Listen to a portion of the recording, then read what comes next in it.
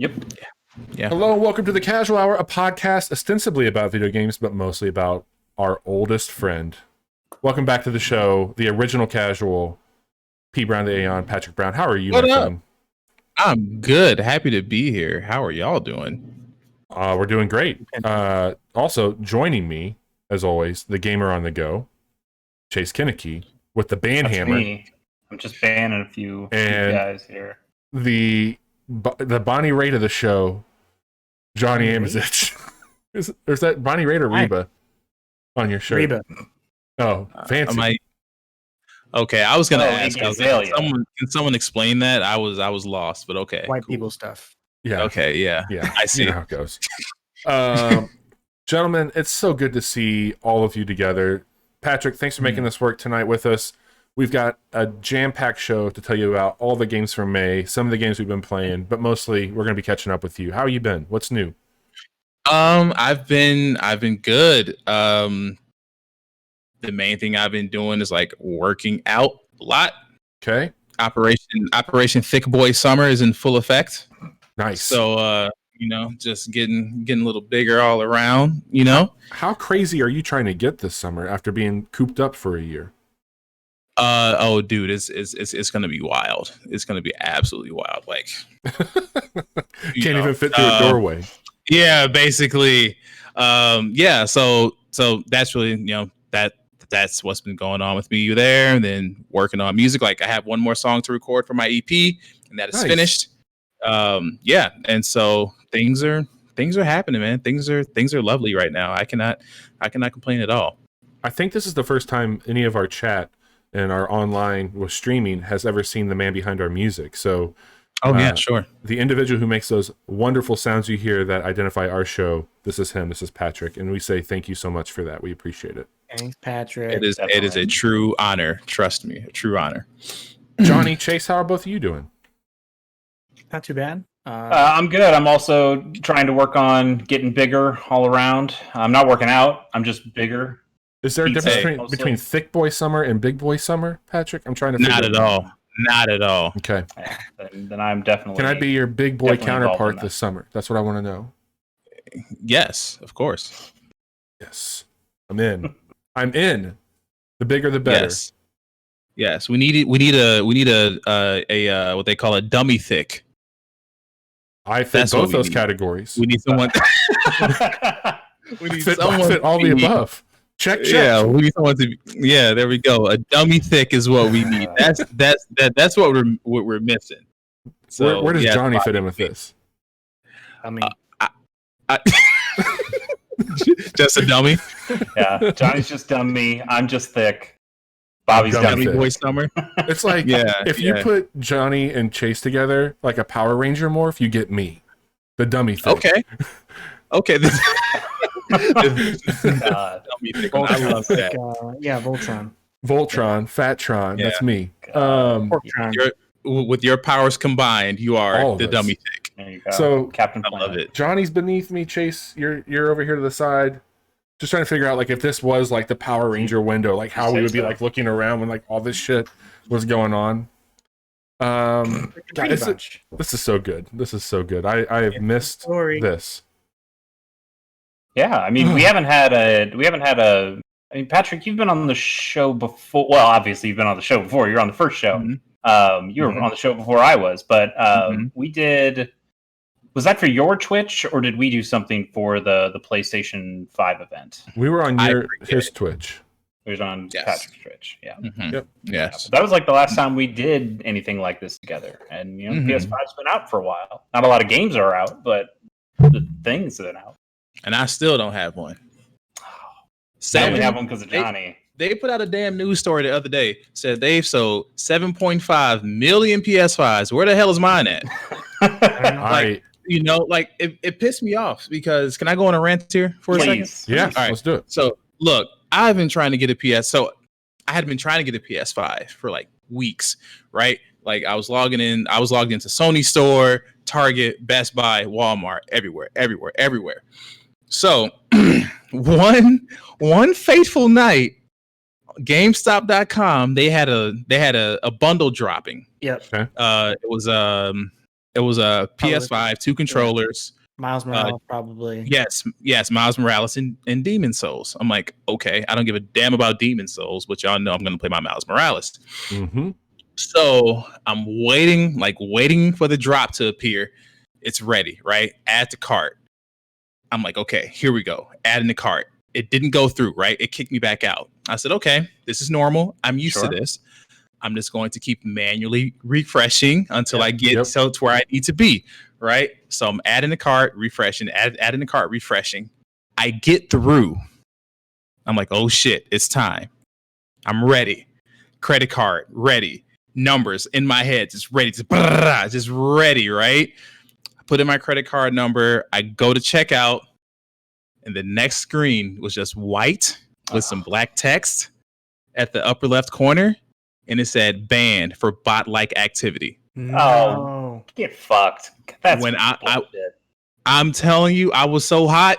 Like I was gonna roll up to GameStop, all 40 and Hanley, and slap every single employee in there. I was so mad. Let me get Reggie on the phone. First time that's happened there. So yeah, let me get Reggie. What the fuck is going on? Is Reggie still over at GameStop? He's gonna go. Board, yeah, he's leaving this summer though. Not anymore. He's gonna go back to Pizza Hut and make the Bigfoot pizza again. Thick boy summer. Let's go. I'm ready. Yeah.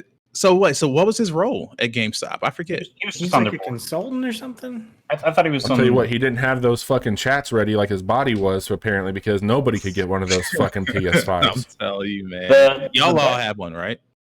We all have one. I gave mine a facelift last night. Because of Johnny. Yeah. You could have his faceplates. Mm-hmm. It's like a PS5. I've got a flat black PS5 now, Patrick. Yeah, that's awesome. I love that. So the one tip I could potentially give you is to have multiple devices open or multiple browser windows open. Like not just the same browser, but you have it open in a bunch of different spots. Yeah. And you try all those spots and you rotate through them. Yeah. I'm not saying it'll get to you any faster, but it feels like you're doing more. Well, so like I don't know how I even feel about owning a PS5, right? Because I think we like kind of alluded to it earlier. There are no real next gen games out. Well, hang on. Right 2 days until we get Returnal. Oh yeah, it looks so good. That's a Ratchet Capcom joint, right? Yeah. Mm-hmm. Okay. Yeah, so things are coming, but but like at this point, it's Demon Souls and Astro. And Astro. Right. Miles Morales. Yep. But that's on PS4. That's on PS4, which I played on PS4. Right. So I mean, there are lots of PS5 versions of games, but there are very few PS5 exclusive games. Yeah. Sure. For sure. So, chat, anybody out there listening, we gotta find Patrick a PS5 at some point in time. We'll get to work on it. We can make that happen.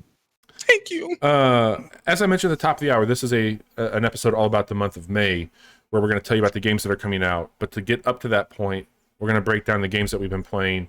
And I know, Patrick, you weren't on our episode where we broke down April, but maybe you can tell us some of the games that came out in April that you were excited about, even if you didn't get to play them when we do our recap. So something you can think about here over the next few minutes. Sure.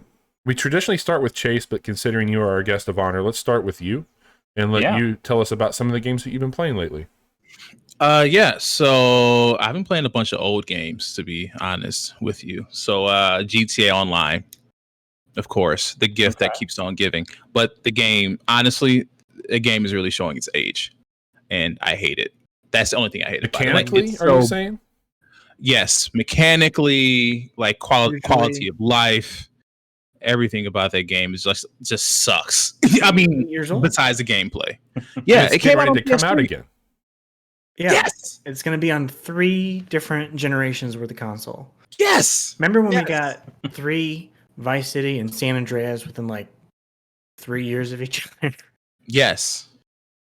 And now we have Grand Theft Auto Online that's never going to go away, right? No. And so, I mean, I love it. Like, you know, I play with some friends. You know, we do the heists. You know, that's all we do. I don't know if you all know what the heists are, but they're 4-player. Yeah, okay. Because the game's old as shit. Of course you know what it is. Yeah, so been out so long, I've forgotten what the heists were after knowing. Right. But it's fun. You know, the game is still fun when it works. The online is still clunky, but when it works, the game is still a blast. So how many are you hours playing do that you on think you put into GTA Online? PC. I'm on PC. I've maybe put like, I don't know, 20, 30 hours, something Well, that like seems that. fine. Like for a game Here that's and been there. out for like 8 years, Yeah. Oh no. Yeah. So like, might have massed. I play it.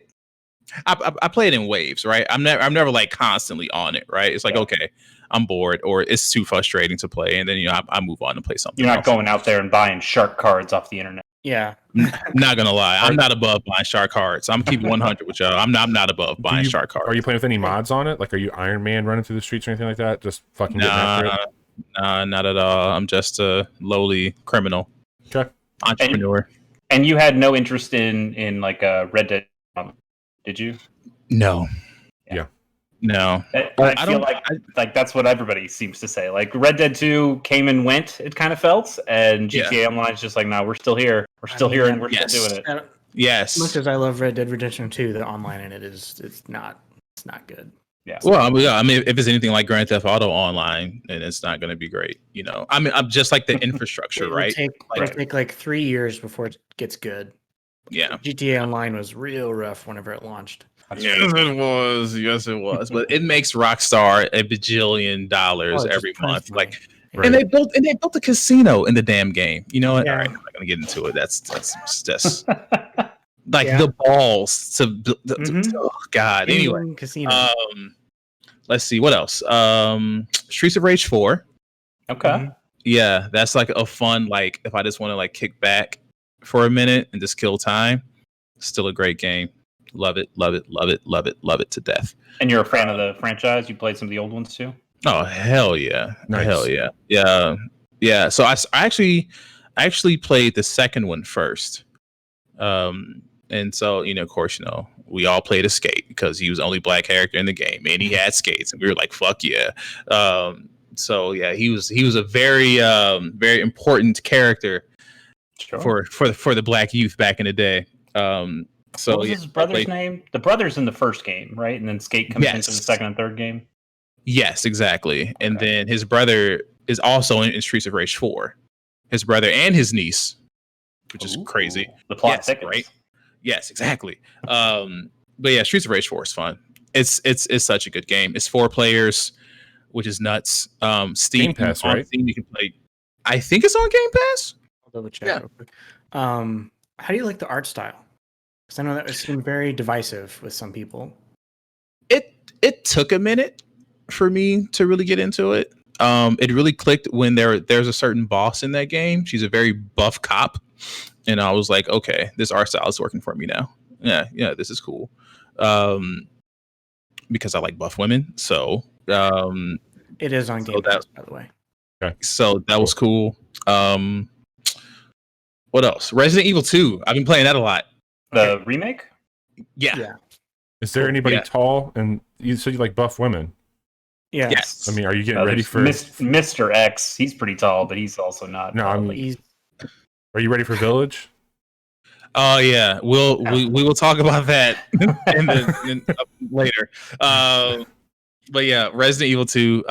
It's funny. I did a playthrough of that while I was under the influence, let's say, and I forgot how terrifying Mr. X was. Oh, he's super scary. And he has been giving me like literal nightmares ever since I played the game again. So yeah, that's been that. Oh god, that was very terrifying. And then Spider-Man Miles Morales. I play that whenever my little cousin comes over. Yeah. Yeah, and that's still a great game. Love it to death. It's fantastic. Yeah, it's real good. It's so good. I mean, I have like a few like small quips about it, like very, very, very small, like mainly like story stuff. But the gameplay is still top notch. Like Insomniac really just knocked that out the park. It's man, I wish you had a PS5 because the way the web slinging feels, especially when you're swinging through the city. Yeah, like the tension on the triggers. Yeah, Johnny, you're hurting the man. Don't. I'm not trying to. Okay. It's all right. We'll get him one. We'll get him. Talking from your place of privilege, your PS5 privilege. Damn. It's like that. So you've been playing GTA Online, Resident Evil 2, Streets of Rage 4, and Miles Morales. What's your favorite suit in Miles Morales? It's the I think it's called the runner suit. It's like black, white, and red. Yeah. Yep. Yeah, that's my shit. I love that one.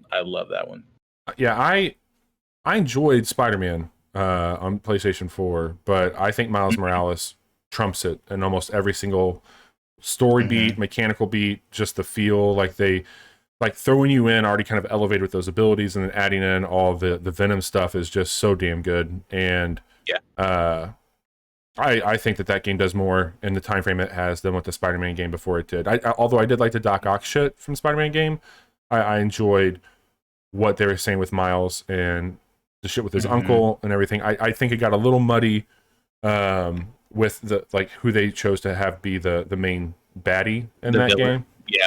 Yeah. But I get it. Like they kind of put themselves in a corner a little bit with that, but they did all right. Yeah. I loved his uncle. Like his he's great.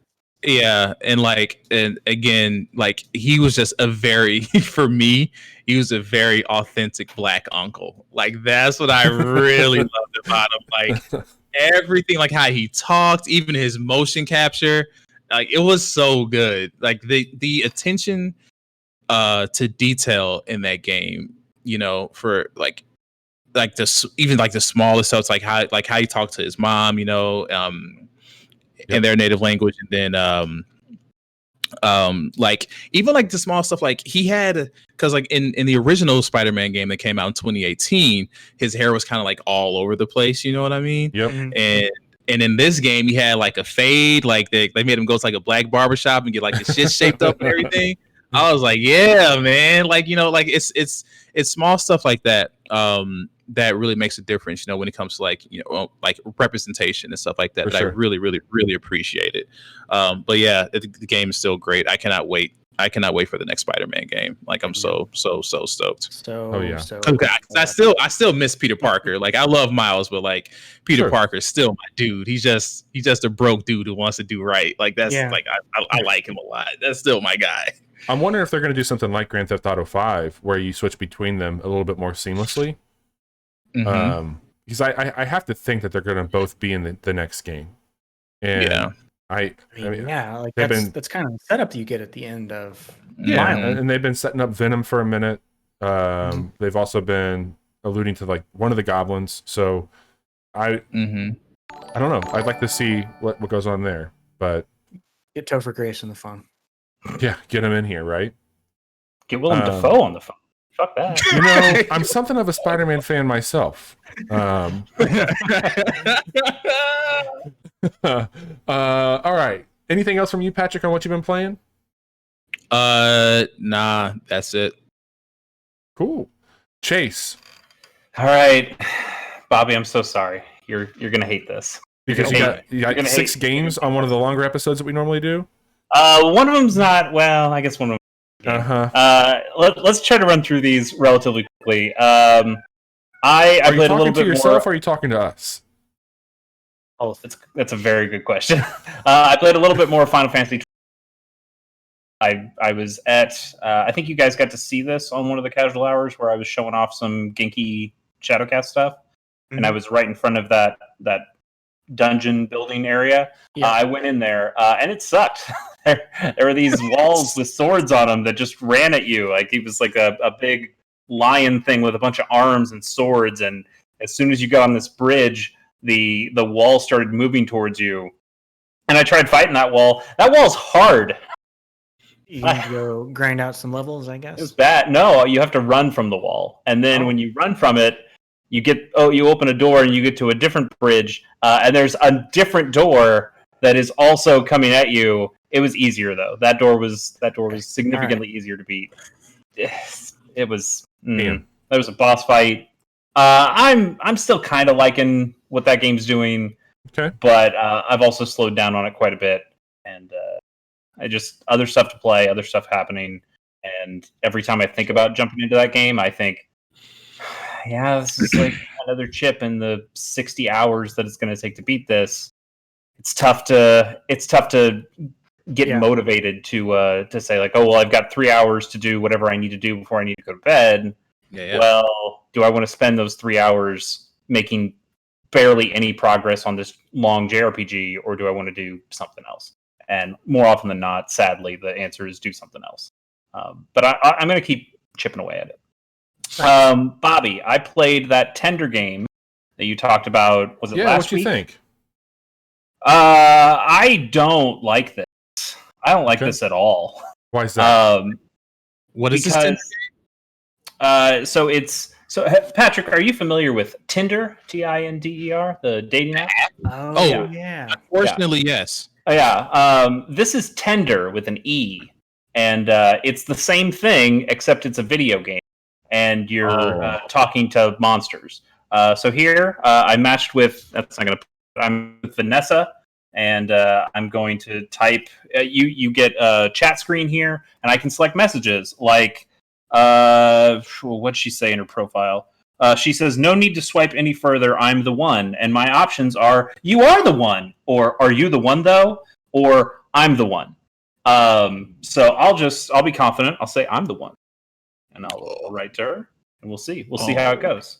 And now she has responded. So what you do is you put the game away and you wait for her to respond. That's the game. That's being unfair. I have had lots of chats with these monster people.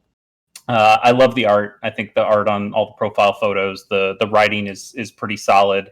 I wish they didn't go into the real world as often as they did, despite being monsters and space and aliens and shit. There's quite a bit of like, I'm a Ravenclaw with a Slytherin. Like, fuck off. Harry Potter doesn't. It actually says that? Yeah, it absolutely does. It's what? Like you can change like something in your profile, like rewatching The Office for the 25th time. Yes, there's absolute. I have swiped left on that person every time. Every time. I'm going to download this game immediately. It's on iOS, Pat. You can grab it there. I'm there, Bobby.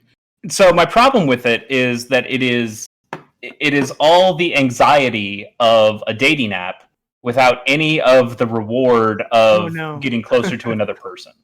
And I hate this. So like I have now scheduled. Did you go on a date? No, not yet. There will be one happening during this podcast. Probably, I think in the next few minutes. Because you have to do it in real time. The dates are done in real time. And if you miss the date, you miss out. It's fucking crazy. Yes. In 7 minutes, I will be on a date with Penny.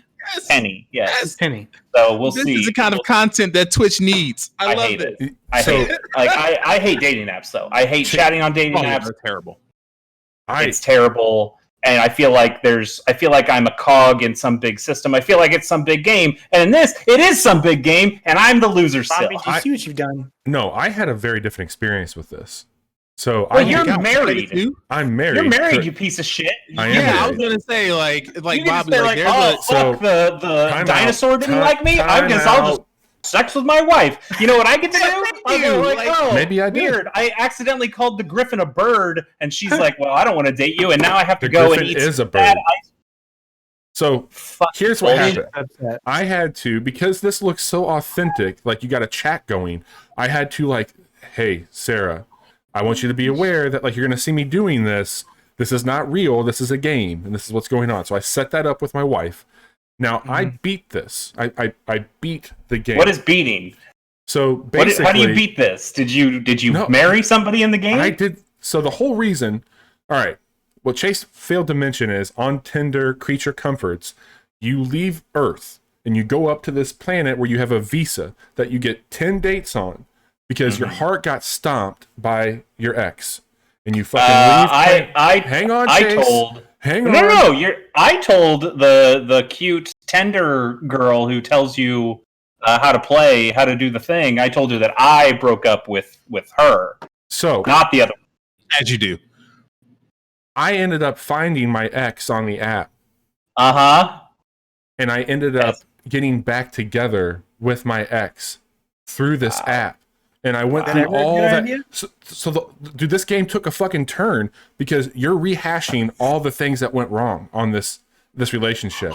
and you're like trying to make sense of it or what you would do different. I had this like existential, like crazy fucking like depressing journey of getting back together with somebody. Oh, it's depressing. And then leaving this planet and going back to Earth with your ex. It was fucking wild. Yeah, no, that's a no for me, dog. Yeah, that's I a haven't- hell no for me. I haven't gotten that far. And I only but- did this because Yeah. I didn't know. So you go on a date. They give you one date with like whoever you go on a date with. And they say, hey, second date. So if you select second date, it basically cancels anything else in the game and only focuses on how you would wrap up with this person. Sure. And so the game is like, in a sense, kind of like a roguelike because you can just like do all these runs on dates and then like see what it would be with like the different stories and like the way that goes. Like I had one date with like this group of people and So we're getting poly now? Wow. Yeah. Oh no. There's a lot of monsters that just talk specifically about how they're poly. You've heard of Poly or Pocket? that there This is are Poly Monsters. or that there's a couple who's just looking for people to play board games with them, like looking at X or anything.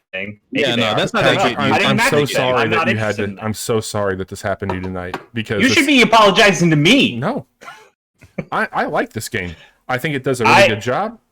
I'm being aggressive here. I do think, again, I think the art's great. I think the writing is generally pretty solid when they keep out of real world shit. I like the design. I think a lot of it makes a lot of sense, but it brings up this anxiety from using OkCupid or any of these sites that people have used before, that I've used before, and I hate it because I got off those sites for these exact reasons, and now they're like, well, here you can play around with it, but also you don't get anything out of it. Yeah, great. Fuck me, I guess. Yeah. Well, anyway, Penny's cool. I'll tell you what happens in 2 minutes and 30 seconds here. Oh shit! No, well, man, keep it to yourself. Actually, yeah. All right. It gave me. You know what? I do appreciate that it does give you some options on how you want to speak through text. It'll say like, "Hey, do you use abbreviated language? Do you like use what's the word I'm looking for? Emojis." Yeah, well, so it asks you if you use emojis. It asks you, like, do you use punctuation? Do you use, fuck, God, I'm the writer and I can't remember the writing shit. Never mind. So I like that it matches kind of to the way I would speak or the way I would type out stuff. Sure. Yeah. It does seem like it just decides to take a turn occasionally and say, well, this is what I type. There was one I was going to type LOL to something. That was one of the three options. As I started typing LOL, it went into this long existential crisis text that was not the option. Yeah. And I could stop. I didn't have to say that option. I could go and not say anything. But that was the one to the Griffin that was just like laying bare everything about why this virtual person, but also me, hates dating sites. Of like, I don't know. I feel uncomfortable dating you, but also I feel comfortable talking to you because I don't think I'm dating you. And that's maybe not fair to you because you're maybe on this site looking for somebody to date. And even though you're super cute and I still believe that, I have like this distance. Like, dude, I think this is how I feel, but also you don't say this to somebody, especially not like in your first 5 messages on some dating app. So like part of me thinks like that's part of the game. They want to push you to those emotions. But also I'm just a Patric, big ball of anxiety. I'm going to be checking Twitter for screenshots and updates on how this monster dating goes for you. Yeah. Oh my gosh. No, dude. I don't think listen, I'm single and I've been single this entire time during quarantine. I don't need that shit. All right. I don't, not at all. I'm all right. Pass. You know what? Speaking of passing, Bobby, I'm going to let you take, say a game that you've been playing while I go on this date. And then you can come back to me. I can tell you how the date goes. And then I can tell you the other games I've been playing. That sound good? That sounds good. I can't leave Penny. Okay. Cool. Maybe I can. I don't know. She might suck. Not Penny's boat, man. So one of the games that Chase and I have been playing Monday nights, we've been doing these strategy games that we've been playing together on Twitch. It's been a ton of fun. And there was a game that we talked about a few months ago on one of these preview episodes. And I thought it had a really cool look to it. I ended up picking it up, kind of forgot that I grabbed it, was going through my list of games to play again. And I downloaded Iris and the Giant. And this game I've is heard of this. real fucking slick. It's made by one dude. It is a deck building roguelike game where you are a young girl who is battling mental illness and depression, and you are going into this world that you create to basically combat your mental issues and your mental health. And it's an escapism for you. And throughout the game, they do a really clever thing. So it is kind of a grid-based, wave-based almost. So it's as you're progressing through the worlds, you're using the cards that you're grabbing for different attacks that are going to progress the enemies towards you as you defeat them, and eventually a staircase emerges. But in the midst of these enemies, sometimes you'll find a memory, and these memories are like you getting bullied, listening to your parents have a conversation, and it's done in this like hand-drawn way, and it's pretty powerful, I think, on like capturing what it feels like to be isolated in those situations. But the game mechanics are really fucking clever on how you can, but they're also very simple. So this game is on Mac and Windows. It is on iOS and Android. I think mobile is a pretty good place to play it if you were looking to check it out. Switch. It's on Switch. Okay. It has kind of like a Saul Bass, like 60s kind of poster style to it. The soundtrack's very pretty. But as you're going through it, like you get different mechanics that have some combinations on it, blocking, attacking, different weapons to like, you have a whip that you can pull people towards you to attack. Sure. It's cool, man. It's a cool fucking game. It's got a pretty high difficulty on it. It looks like there's a few different game modes. The classic mode is 3 branches with 3 bosses, the first one being the giant. But the enemies do seem to have some sort of like Greek roots to them. Like Medusa was like one of the enemies that you were fighting against. I like it a whole lot. I've played a few rounds of it, done a few runs. I think that the closest I've gotten is maybe like halfway through the first run. But you unlock like you can get a little companion. You do get some RPG elements where you can upgrade skills. That you get bonuses for your run where you can start with other things. I think it's $3 or $4 on iOS. I want to say the game is anywhere from like $7 to $11 on PC. Okay. Definitely worth checking out. Really fucking cool. Sounds cool. Sounds like Celeste. I mean, conceptually, yeah, you're dealing with the same. It's like how you overcome it. Like the way that Celeste used kind of platforming to tell that story. This is using like turn-based shit to it. So I think Chase, whenever we get a chance to do some more quick look recordings, this is one that I want to do a quick look for. I would love to see that. It's a little expensive on Switch. I think it's $15. Yeah. Which is kind of keeping me from jumping into it. But it's a game that I love the art style. It's on my wish list, and if it ever goes on sale, I think it's an easy pickup for me. Yeah. How's the date going? You want me to keep going? She turns towards me completely, almost as if to kiss me. I have to wake up on the earlier side because I'm thrift shopping with a friend, but it was nice having you over. And my options are, it was really nice being here, or, oh. Oh. That's exactly what I would say. Patric says, oh. All right, I'll say it. Oh. So, like... She gets up and stands there. Oh, shit. I get up and we head downstairs. All right, Patric, going back to Iris and the Giant, like I'm just thinking about where video games are now, right? Like, you know, we had these big budget Call of Duty games, you know, and then where it's like escapism, right? You're just like shooting shit with your bros, right? And then you have these small games with a message, and all those messages are like, we're going to take you through your childhood trauma, and it's just like, holy shit, this is not this is not what I was expecting at all. Because I remember when I first played Celeste, I think Johnny, you told me about Celeste, and you're like, it's one of your favorite games, and I was like, all right, well, yeah, I'll give it a shot. And then I started playing it. It's like, oh, this is a fun platformer. And then you see all the other stuff about like conquering her self-doubt and her shadow self and all that shit. And I was like, okay, I'm not ready for this at all. All right, let's channel this real quick. Shit. Right. I mean, all that to say, it's great that, we have, that's where games are nowadays, right? Where we can actually talk about this kind of stuff or explore that kind of stuff in a very like creative way. That's all.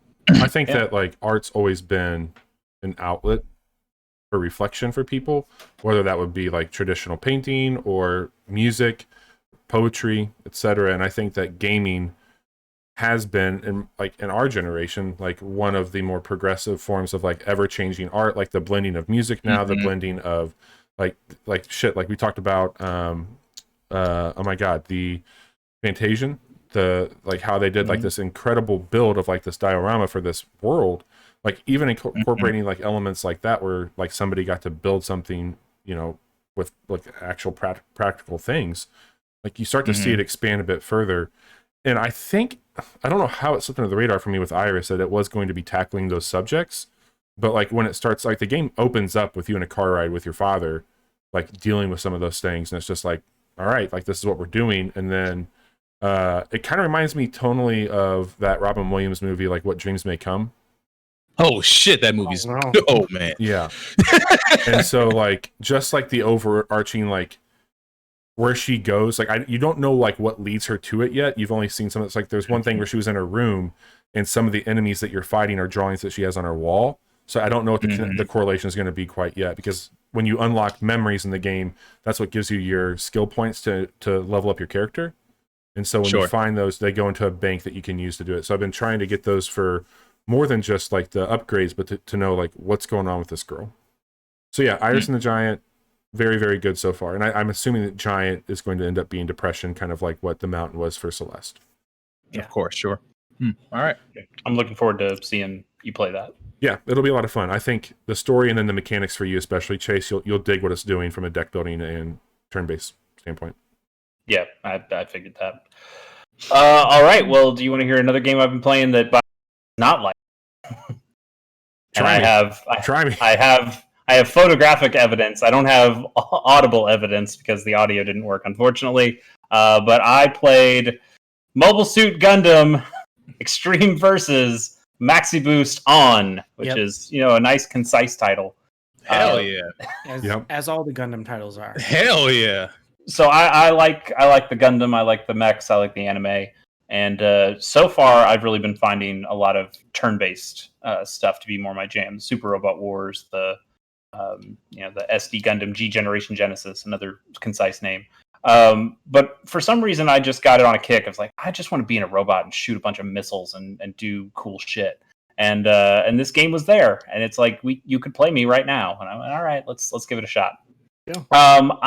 Has anybody here played Virtual On in the past? It's a Dreamcast game, arcade game. A long time ago. Yeah. It's like a one-on-one arcade arena game where you're in these mechs and you're trying to fire.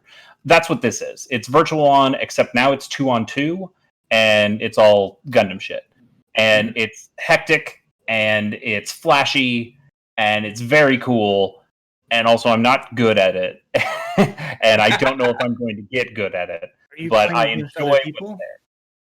I have so far not played with anybody. I'm scared to go online because this game's not old. I think it's like 2017, 2018. 2016. What I saw from it, Johnny, it's pretty tough. Yeah, I would get roasted out there, and I would feel like I'd be pulling down right now. It looks really cool. Yeah, totally. Cheats? Not that I've found. I'm relatively early in the game.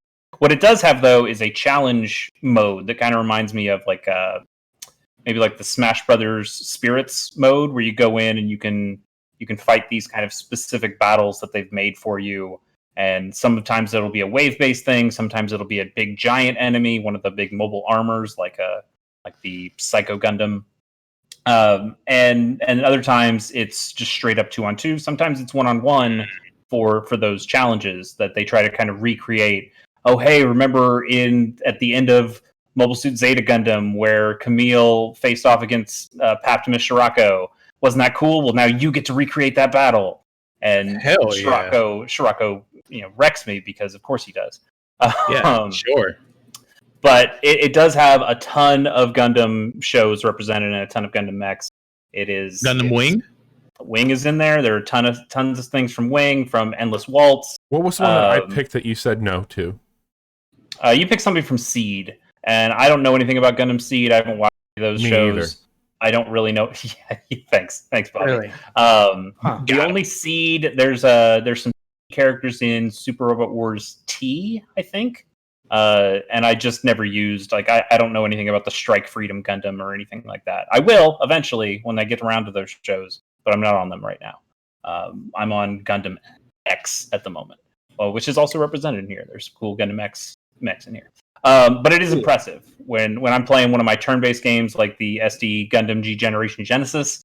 That is all about the Gundam Universal Century. So it's a canon that everything kind of takes place in that same canon. Whereas something like Wing, which Patric brought up, Wing is in its own canon. It's like a completely separate timeline from Char and Amuro and that kind of shit. But this game has all of those franchises in there in some capacity. And that is cool to have all that representation in there. Nice, man. You said I'm not going to like it. I will tell you, I did not know a lot of the lore. I did not know really the story, the pilots, and all the shit that happened to it. But from a pure, like, popcorn spectacle, it was cool to watch. Like, I think that there was some cool shit happening between, like, the combats. It looks hard as hell. Like, it looks like a really difficult game to, especially, like, one of those games that, like, I feel to really enjoy it, you'd probably have to put a lot of time in on, like, mastering some of the skills. And there's so many mechs on that game that I don't know. Like, you would probably pick one, maybe two people that you would main between. So it is, like, cool if they have those options, especially from, like, a battling standpoint. But I can't imagine most people getting fucking involved with more than one or two things to get good at this thing. Right, and the people who do get good are then good, and like it makes it harder for anyone else to attain that level because they're going up against people who are already good. Yeah, like this game wants you to play online, which is like no fucking thanks. Like I ain't doing that. No way. I'm certainly not going as a solo player. Like if I can get, because there are only 2-on-2 battles. Fine, I'll play with you. So if I did have another person, we were dedicated and we had teamwork and we played this like a damn MOBA at some point where we're doing all this team chat, maybe I could find the fun in this. But as a solo player, I'm just kind of going through these single player challenges, and that's fun enough for me to just see some Gundam stuff and see it at full speed instead of the turn-based stuff. It's all right. I wouldn't necessarily recommend it to people, but it was fun enough to play a little bit of and to watch some videos of, and I'll go back to it from time to time. It looks cool. I will say that. It does look cool. Gundam turns out pretty cool. Gundam is pretty cool. Chase, what else have you been playing? So I'll save one thing that I just played for last. Let me tell you about this bad thing I did. I literally wrote on our note I did a bad thing. So I mentioned Super Robot Wars as like a turn-based game that I play. I decided to go back and replay Super Robot Wars X, which is the first Super Robot Wars I played.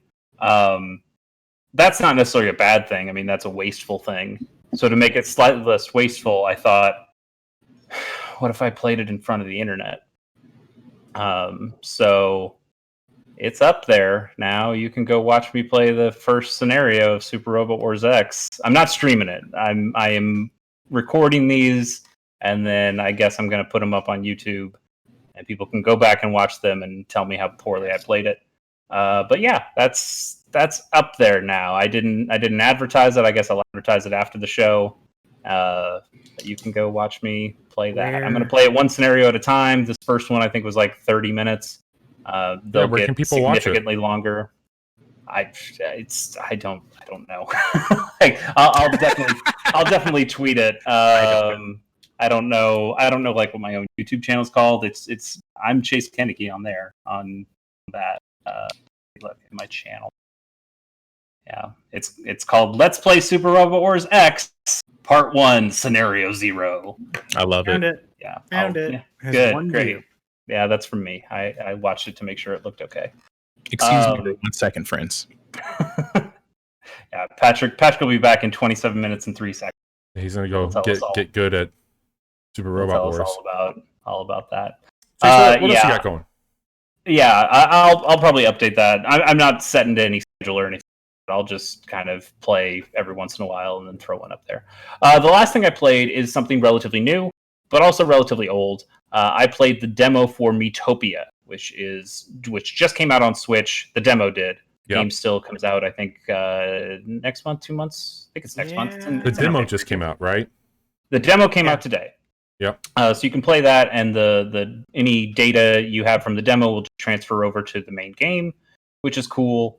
But I wanted to see how this played comparatively to the 3DS version, which I played quite a bit of, and then kind of fell off at one point. It's cool. It's nice that the textures are a little higher res and nicer. There are definitely some updates to some UI stuff that looks kind of nice. The Switch, though, is not a system that has a bunch of Miis on it by default, like a 3DS would, where I can have Spot Pass and Street Pass and get some more characters that way. It's not like the Wii, where that was an integral part to make Miis. So I only had the one that I made for my profile picture for my profile. Chase, hang on a second. I don't know what happened when Pat left. Now Johnny's got his handle, and Pat's over on your name. Yeah. No, I'll wait for him to come back. I think there we go. Discord probably just moves it around. forces the one that has video on. Okay, sorry. Anyway. Okay. Yeah, no, you're good. So I only had the one Mii, and it was myself, and that's fine. But did you guys ever play Spore back in the day? Okay. Spore, I like Spore, but you'd make your creature, you'd spend a lot of time on it, then you'd start playing the game. You're like, now it says, okay, well, now you've gotten good enough at the game, you've evolved enough where you can start making buildings. So why don't you make this like tribal, like your headquarters? Like, okay, cool, I get to use this deformer thing to make the building. That's really cool. And then before I can even do anything with it, it says, okay, well, now make this other building that's like a little village hut. And okay, well, I did just spend a lot of time building out that cool headquarters, but okay, I can spend some time doing this. And then you did that, and then okay, well, now make this other building. Like, okay, I want to play Spore. I'm here to play Spore, not to build a bunch of shit. And then you'll have a few moments of that throughout the game where it says, okay, stop what you're doing and just build a bunch of garbage. And it's nice. The building tools were great. And I'm getting the same kind of feeling here when I'm playing Miitopia when I don't have any Miis on the system. Now it's, hey, okay, why don't you make this villager, these two villagers who are a couple, these two villagers who are mother and son, and the mayor. I don't want to do that, because in Miitopia, you might see these characters for a screen or two, and then they're done. Sure. So do I burn this by making a perfect recreation of Bobby, make him, the male in the lovey-dovey couple, and now he's gone? Like, now I put all that work into Bobby, and now I'm never going to come back and see him again because I left that town. It just makes it real tough. Now the game says, well, you can just have some random ones in there, and that's fine, but that's not the cool part of Miitopia, that you want to be interacting with all these Miis. So it's difficult. I don't think it's perfect on the Switch system. That being said, I still really like what this game is doing. I like the way it presents an RPG that is really chill and also kind of zany and silly. Like, not quite in an Earthbound way, but more in, like, when you're in combat, if like my character, I made stubborn. So if he makes an attack and he feels like that attack is weak enough, which is a dice roll at some point in the background, he'll be stubborn to say, I need to make another attack that's even better, and he'll do like a critical hit, which just happens right after.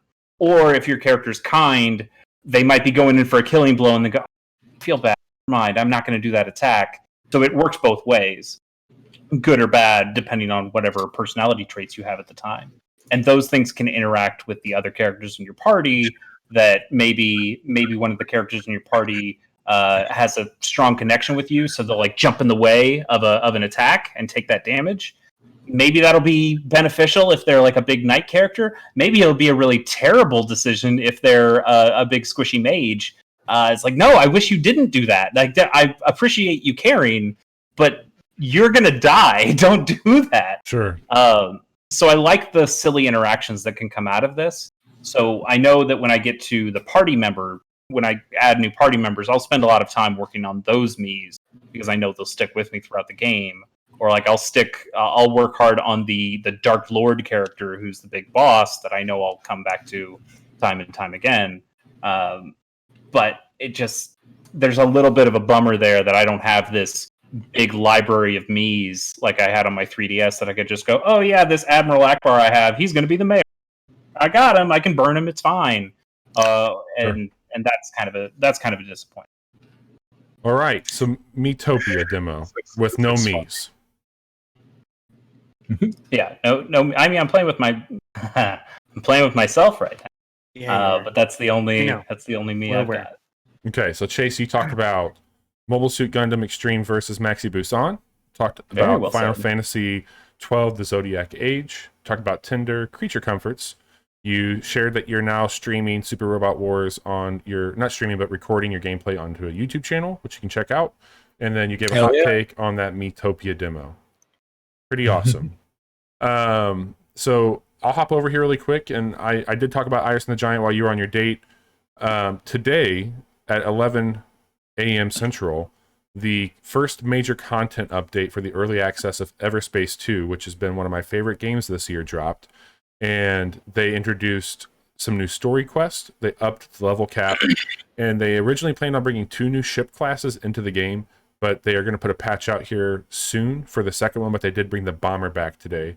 So I fired that game up, streamed it earlier here on the channel. You can check out the video on demand and see what's going on. Did you get my message on Twitch? I did. That was really sweet of you. Thank you. Thanks for popping in and telling me that I'm playing good games. Yeah, hey, thanks for not playing Monster Hunter or Valheim. What's wrong with Monster Hunter? Coming from the guy who has to play Mobile Suit Gundam Extreme versus Maxi Boost on, nothing's wrong with Monster Hunter. Good game. So Everspace 2 is still a very good game. They added some really nice UI elements to bring some polish into it. The story expansion into Union is really cool. They brought back a character that's now a companion from the first game, which is cool. They bring so you can upgrade the companions. They have attributes that you can dump resources into that unlock things in the game. And this particular character will join you in battle sometimes and do some dogfighting with you, which is super helpful if you are finding yourself in a gunfight.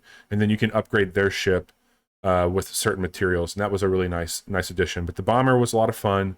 It's got an insane ultimate ability called the Arc 9000, which just sounds fucking cool. There's a clip on our channel. I threw it up on TikTok today. It kind of surprised me when I used it. I wasn't expecting what it was going to do, and it was fucking ridiculous. Big Booma. Everspace 2 is so fucking good. Like, I wish everybody has a chance to play it. It's early access on PC. Will be coming to consoles when it hits 1.0. That game is very, very good. It's anticipated to come out early 2022, and it's 1.0 release. So there's two more roadmap updates planned for it. So check that out. Follow along on their Discord. Check them out on Twitter. Rockfish Games are doing some really cool things with it. Cool. The other game I played is I'm playing this on Apple Arcade. I downloaded it a couple weeks ago, but there's a game called Hitchhiker that is currently out on PC. I think it's on console as well, but it's on Apple Arcade, and this game has some wild style to it. The whole premise is it's a narrative-driven kind of adventure game from a first-person perspective as you're hitchhiking through all these different car rides, trying to figure out who the fuck you are and what's been going on. And you're learning about yourself. And it sounds so much like that game that was on the Switch Indie World. I think that's a different game. I think it's called like Road 96 or something, but it's this basically the same. Yeah. Is it the same? I mean, I don't know a lot about Road 96, but what I know about this is it's fucking dark. Like, there's some darkness in this game. That's on everything? Cool. Yeah.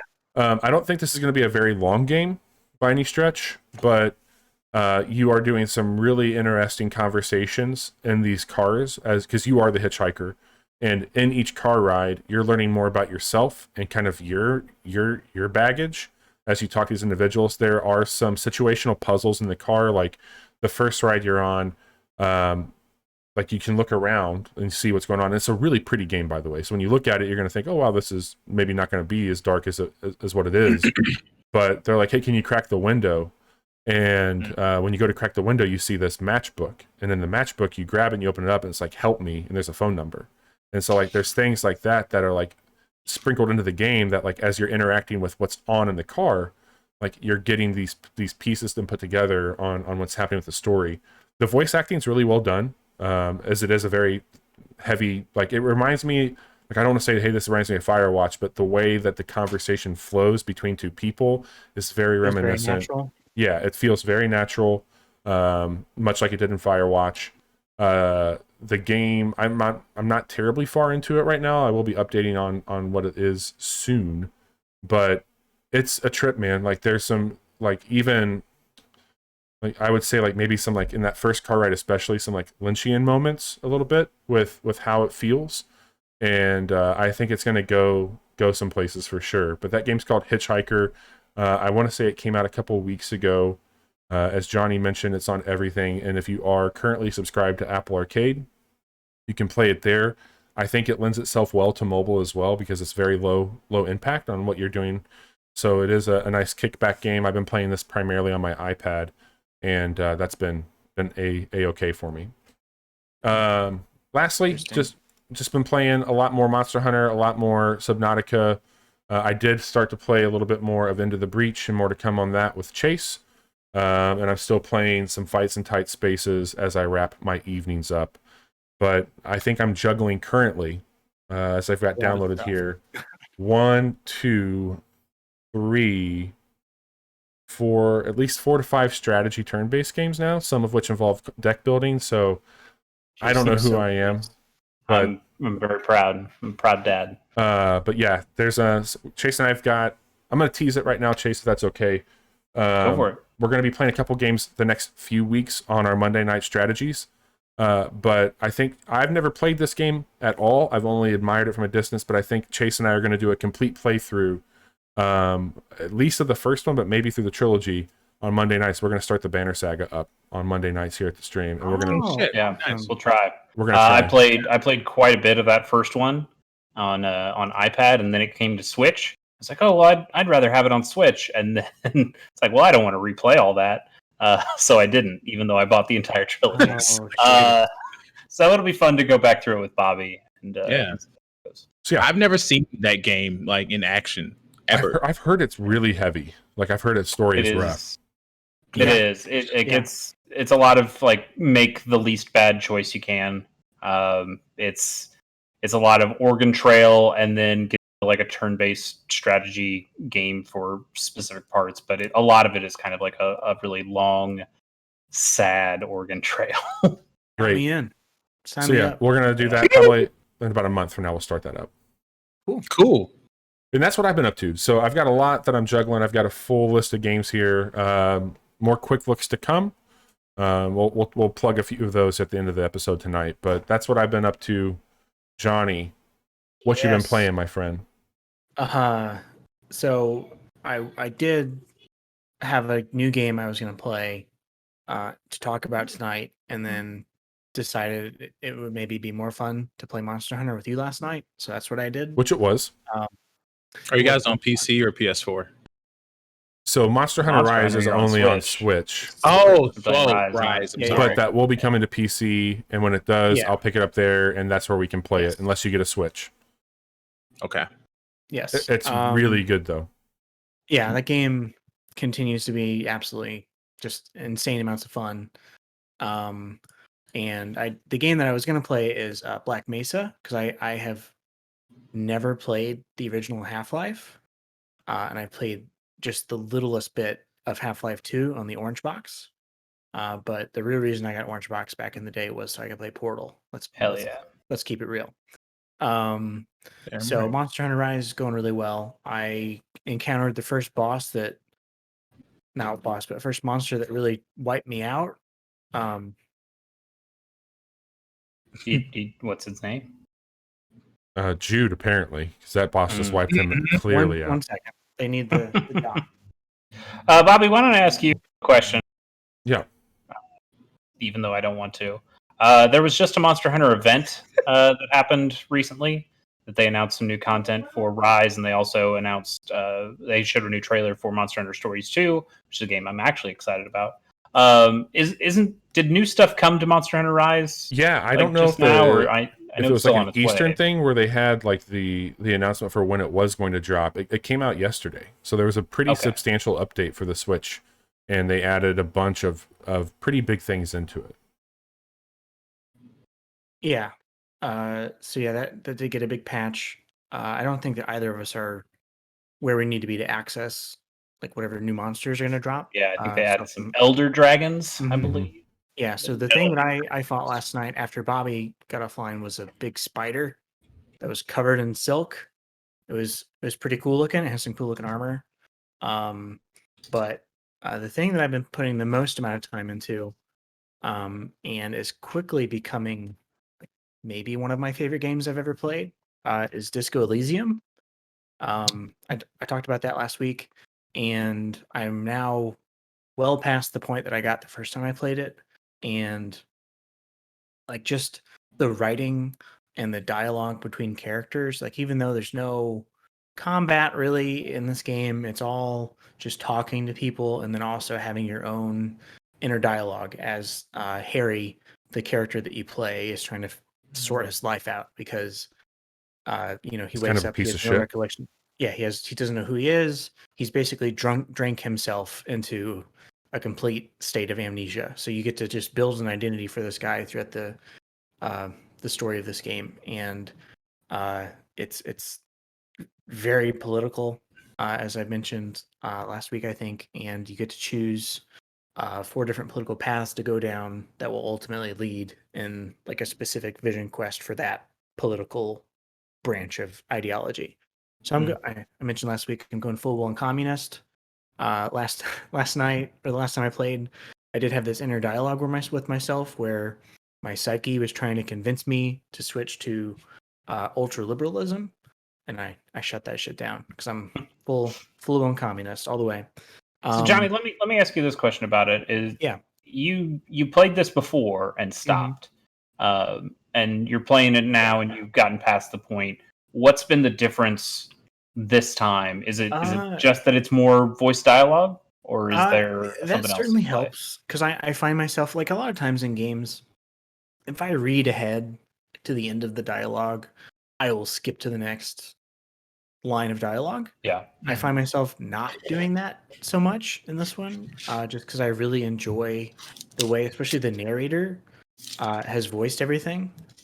And I really like his style that he has of talking through what's happening, either in Harry's head or what's happening between you and the characters that you're interacting with.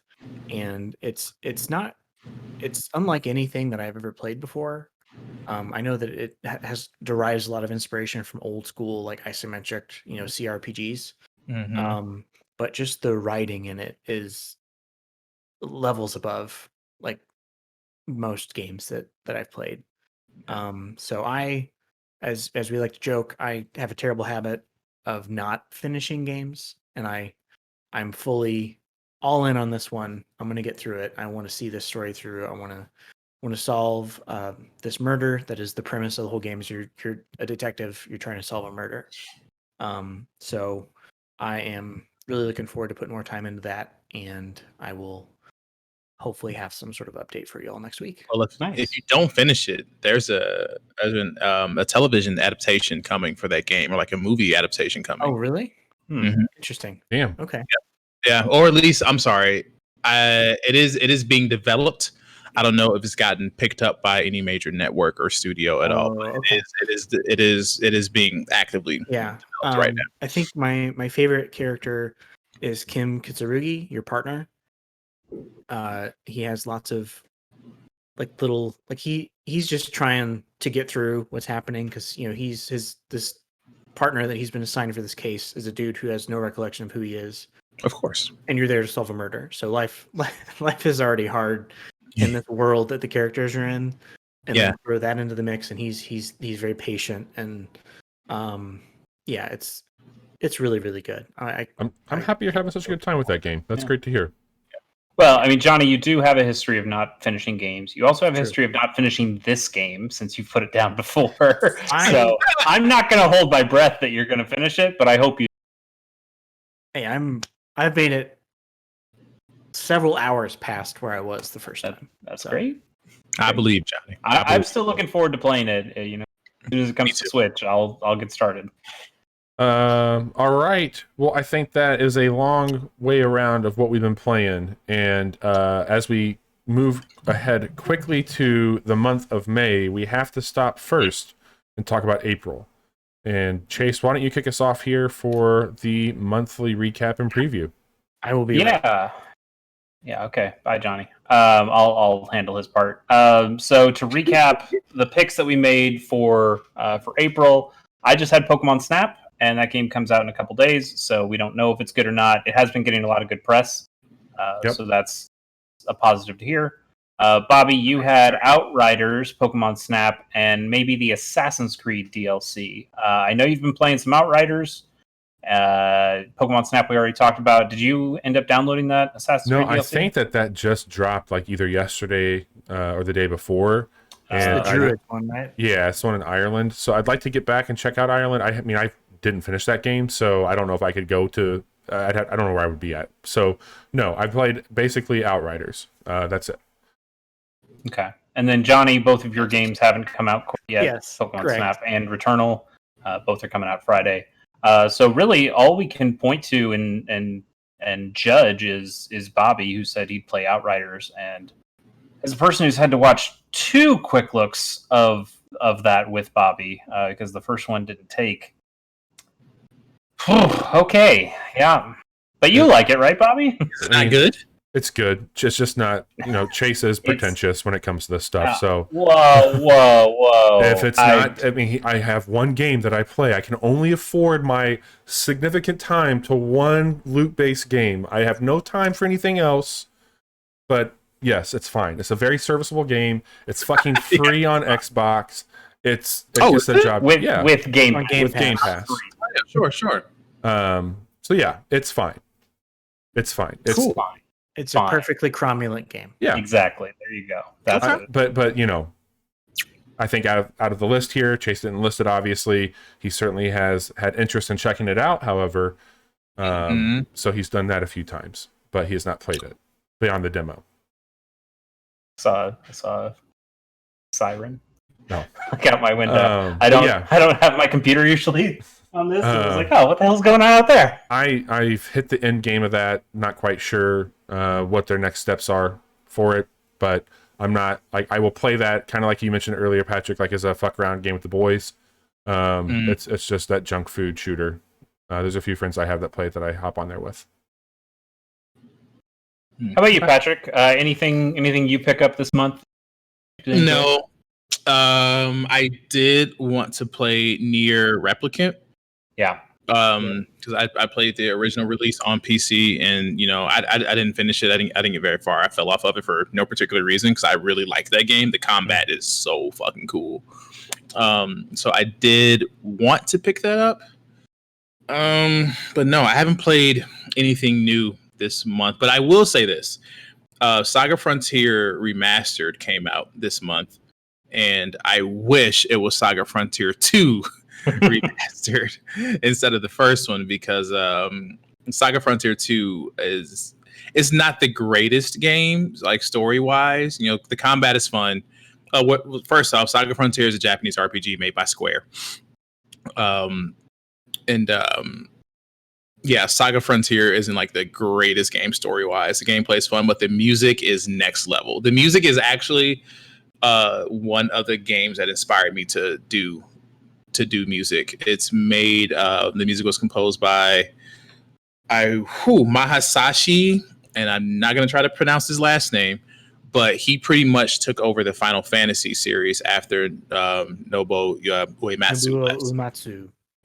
Yeah, cool. Yeah, and I mean he's amazing in his own right, but that particular soundtrack he just completely went ape shit on, man. Yeah. So if you all ever just want some not weird, I shouldn't say weird, but like very like different. It's like a fusion of like of like Celtic, sometimes like hip hop, trance type stuff. If you ever just want like a very experimental soundtrack to have in the background, Saga Frontier 2 soundtrack. It is on every streaming service. I checked it out. It is so good. It sounds wild. Yeah. Oh god, the soundtrack is so good. But I've wanted to get into the Saga series for a long time. I purchased Romancing Saga 3 on the Switch. I purchased Saga Scarlet, whatever the hell it's called, on the Switch. Haven't even started either of them. I know we talked about Frontier on the April preview show, and I probably said the same things. Like, I'd really like to get into Saga at some point. Chase, I'm gonna keep it 100 with you, dog. Don't. Yeah. Those games are not good, dog. Yeah, because I feel like Square. They have Final Fantasy, they have Dragon Quest, they have Star Ocean.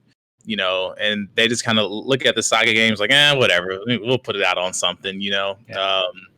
But the music has always been next level. So there is something cool about Frontier in an Octopath Traveler sort of way of, hey, this is a number of short stories. Yes. So it's not like a 60-hour RPG. It's like, oh, you could play maybe a 5-hour RPG and then play a different 5-hour RPG. And that is really appealing to me, which I think maybe Frontier would be the one to try to just get a taste of the series. Yeah. We'll see. But cool. That's awesome. And Nier Replicant, I didn't put it on my list because I just knew that I wouldn't get to it this month. But Did you pick it up? Really liked. No, not yet. I'm going to, though, at some point. Seeing the reviews for it, hearing that it's pretty good, knowing. I think it's true to what it was, right? I mean, that's what the reviews are saying. It's pretty accurate on capturing. Well, yeah, and it's tough for me to say what's accurate because I never played the original. I only played Automata, which I love. But yeah, I'll get to it maybe someday. All right. We're going to talk about some free games that you can play and own for yourself here coming up. We'll start with Xbox Games with Gold. On the Xbox One, you can get Armello, which is a puzzle card game with some animal stuff going on in there. It's available from May 1st to May 31st. There's also Dungeons 3, which is incredibly generic. What a title. Yeah. It is apparently a real-time strategy game where you're kind of building a dungeon that heroes will come through, and your monsters need to attack the heroes and keep them at bay. And then for the 360, Lego Batman is available, and also Dungeons 3 is available from May 16th to June 15th. Lego Batman is available May 1st to May 15th. And Tropico 4, which is the that's another kind of one of those SimCity-ish, Civ-ish kind of game. You're a dictator? Yeah, you're a dictator in a Banana Republic. That's the whole deal. Tropico 4 is available from May 16th to 31st. If you Lego Batman, I'm interested in this for some reason. I don't know why. Yeah. That's in it. Yeah, he's the voice of Lego Batman. Even in the games? Yeah, I think so. Patric is really excited now. I think we've let Legos talk at this point in the game. I think this is one of the ones where they started talking. I know in Lego Batman, I think in the story mode you actually play as the villains for quite a bit, which makes sense if they want to switch characters a bunch. You don't just want to be Batman all the time. Sure. So you get to play as all the villains too, which is kind of cool. If you own a Patric, plug your ears, please. If you own a PlayStation 5, shit. I'm so sorry, man. You could download Wreckfest for free. That game looks pretty May cool. 4th. It does look pretty cool. It is a racing game that's about rubbing his racing and demolition derby shit. It's from the makers of Flat Out, I believe. Those games were also about smashing into your opponents. I'll download that for sure. I might give that a shot. I've seen a few people talk about that, and I thought about picking it up elsewhere, but if it's going to be on here, that's a great chance to grab it. Definitely. And then on PS4, which you can also play on PS, Battlefield 5 and Stranded Deep. Stranded Deep. Let me put it a way that Bobby could understand it. It's Subnautica, but you're above the water. So you're not stranded deep. You're stranded high. You're stranded surface. That's you're on an island. You're building shit. There's sharks out there. There was a certain there's a not a screenshot. There was a clip that I saw. I was like, oh god, this is Valheim, because they walked into like their little hut, and on the wall were a bunch of trophies of like, here's the hammerhead shark, here's the great white shark, and they were just like trophies on the wall. Like, this is. I'll check it out. Some Valheim, cool. Valheim vibes. I wish you didn't. You don't have to. Please don't. Hey, I'll stop playing those games when you stop playing with robots. Well, no deal. Got him. Yeah, that's not going to happen. All right, Bobby. Exactly. Would you like to throw us to some new games or game that are coming to Game Pass? Yeah, a little quiet right now as we record this. It's the 28th of April, so we haven't heard all of May for Game Pass, but Dragon Quest Builders is confirmed to come out in May on Game Pass. Is that Builders or Builders 2? Builders 2. Okay. Yeah. On So PC and Xbox. Yeah. So I've heard very good things about that game from Johnny. I think that I will absolutely check that game out. I've gotten close to pulling the trigger on that a few times, and I am gonna check that game out. That seems like a cool thing. So I will be downloading that sometime in May on Game Pass. Yeah, I played a good chunk of the first one. The second one made some pretty good improvements, especially like story wise. So that seems cool. Nice. Cool. All right, you ready to run through the games of May? I think I'm ready, man. All right. April delays bring May releases. I think that's what people say. It's just not. I don't know. Anyway, May 6th, we're getting Skate City for PC, Switch, PS4, and Xbox One. This was originally an Apple Arcade game. It might have been like a launch. It was a launch Apple Arcade game. Yeah. And I remember it being like one of the slicker looking games on. It's really cool. This is the same people that make Alto. That makes sense. Yep. Makes perfect sense. Yep. They Snowman, I think is what they're called, I believe. Yes, I think that's correct. And I think that they're the same people that are slightly involved with Blaseball also. But this game it's very, very laid back as far as a skateboarding game goes. I did check this out. I think playing on console makes a lot of sense also. It's cool. If you're looking for some sort of itch for skating, this one's pretty fucking neat from what I remember. Yeah, it's all 2D side-scrolly, so it bears a resemblance to something like Ollie Ollie, but Ollie Ollie is definitely much more... Hell yeah. But Ollie Ollie is like super... not hardcore, but it's much more energetic. It's much more in your face, whereas this one is, like Bobby mentioned, it's a lot more chill. There's a way to record your spots where you can like take a clip and you can put a marker down and then it records and it does slow motion and stuff, so you can watch the tricks being done. Ooh. You can kind of make your skate videos. It seems kind of cool. I gotta get it's a neat one for sure.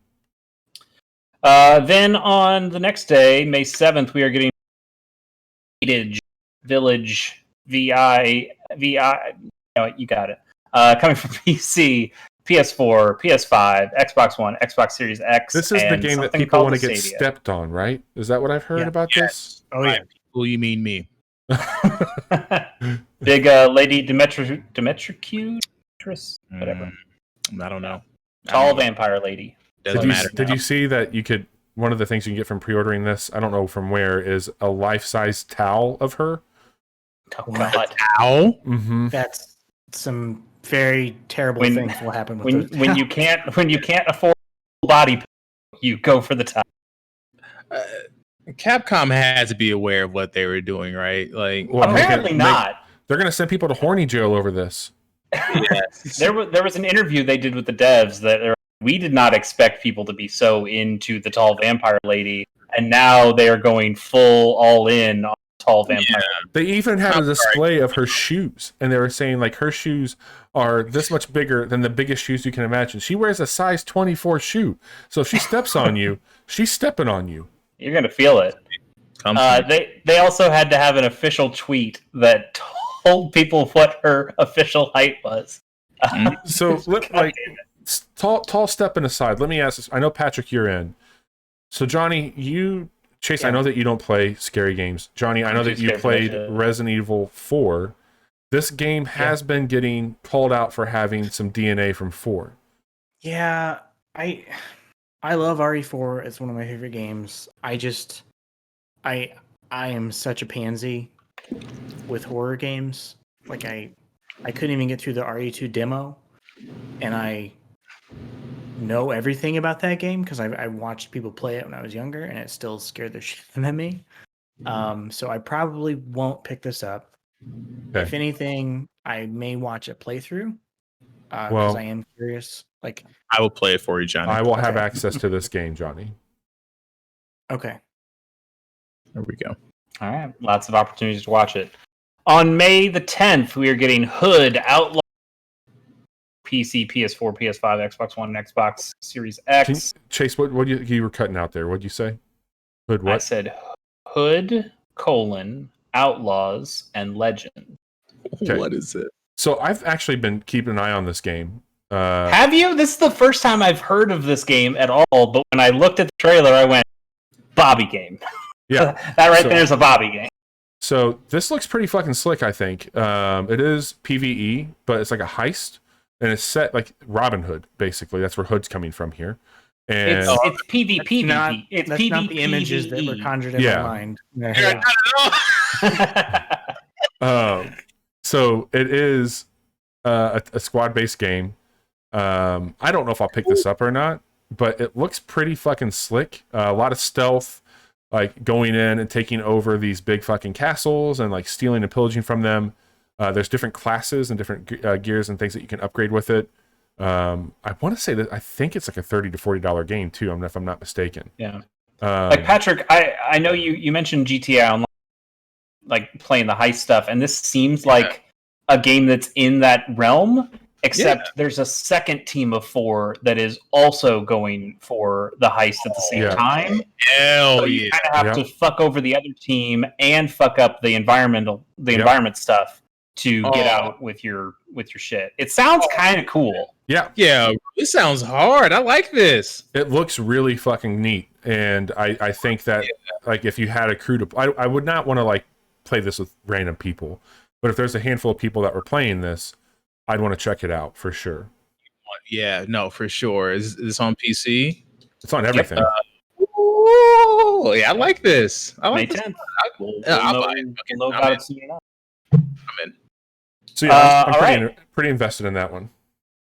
Cool. I'm glad you are. Because again, this, and then I had to watch a YouTube. Oh, you know what? That actually looks pretty cool. Yeah. On May 13th, we are getting Monster Harvest for PC and Switch. This game, it's Pokemon and it's Stardew Valley, and it's both of them together, and it's probably not as good as either. But it looks okay. It looks like a tiny tower. Yeah, the sprite work. Yeah, it's got kind of that style to it. Your plan I think it looks looks like they alright. call them. Is Tiny Tower still a thing? Oh. Maybe. I don't know. Oh. This the premise of this is definitely something I would be invested in. When Chase first wrote the note out, I was thinking Ooblets is kind of that, like you've got a farm, you've got these creatures that dance, but I don't know, Monster Harvest sounds kind of cool. It seems like it's just maybe a bit generic. I don't know. Yeah.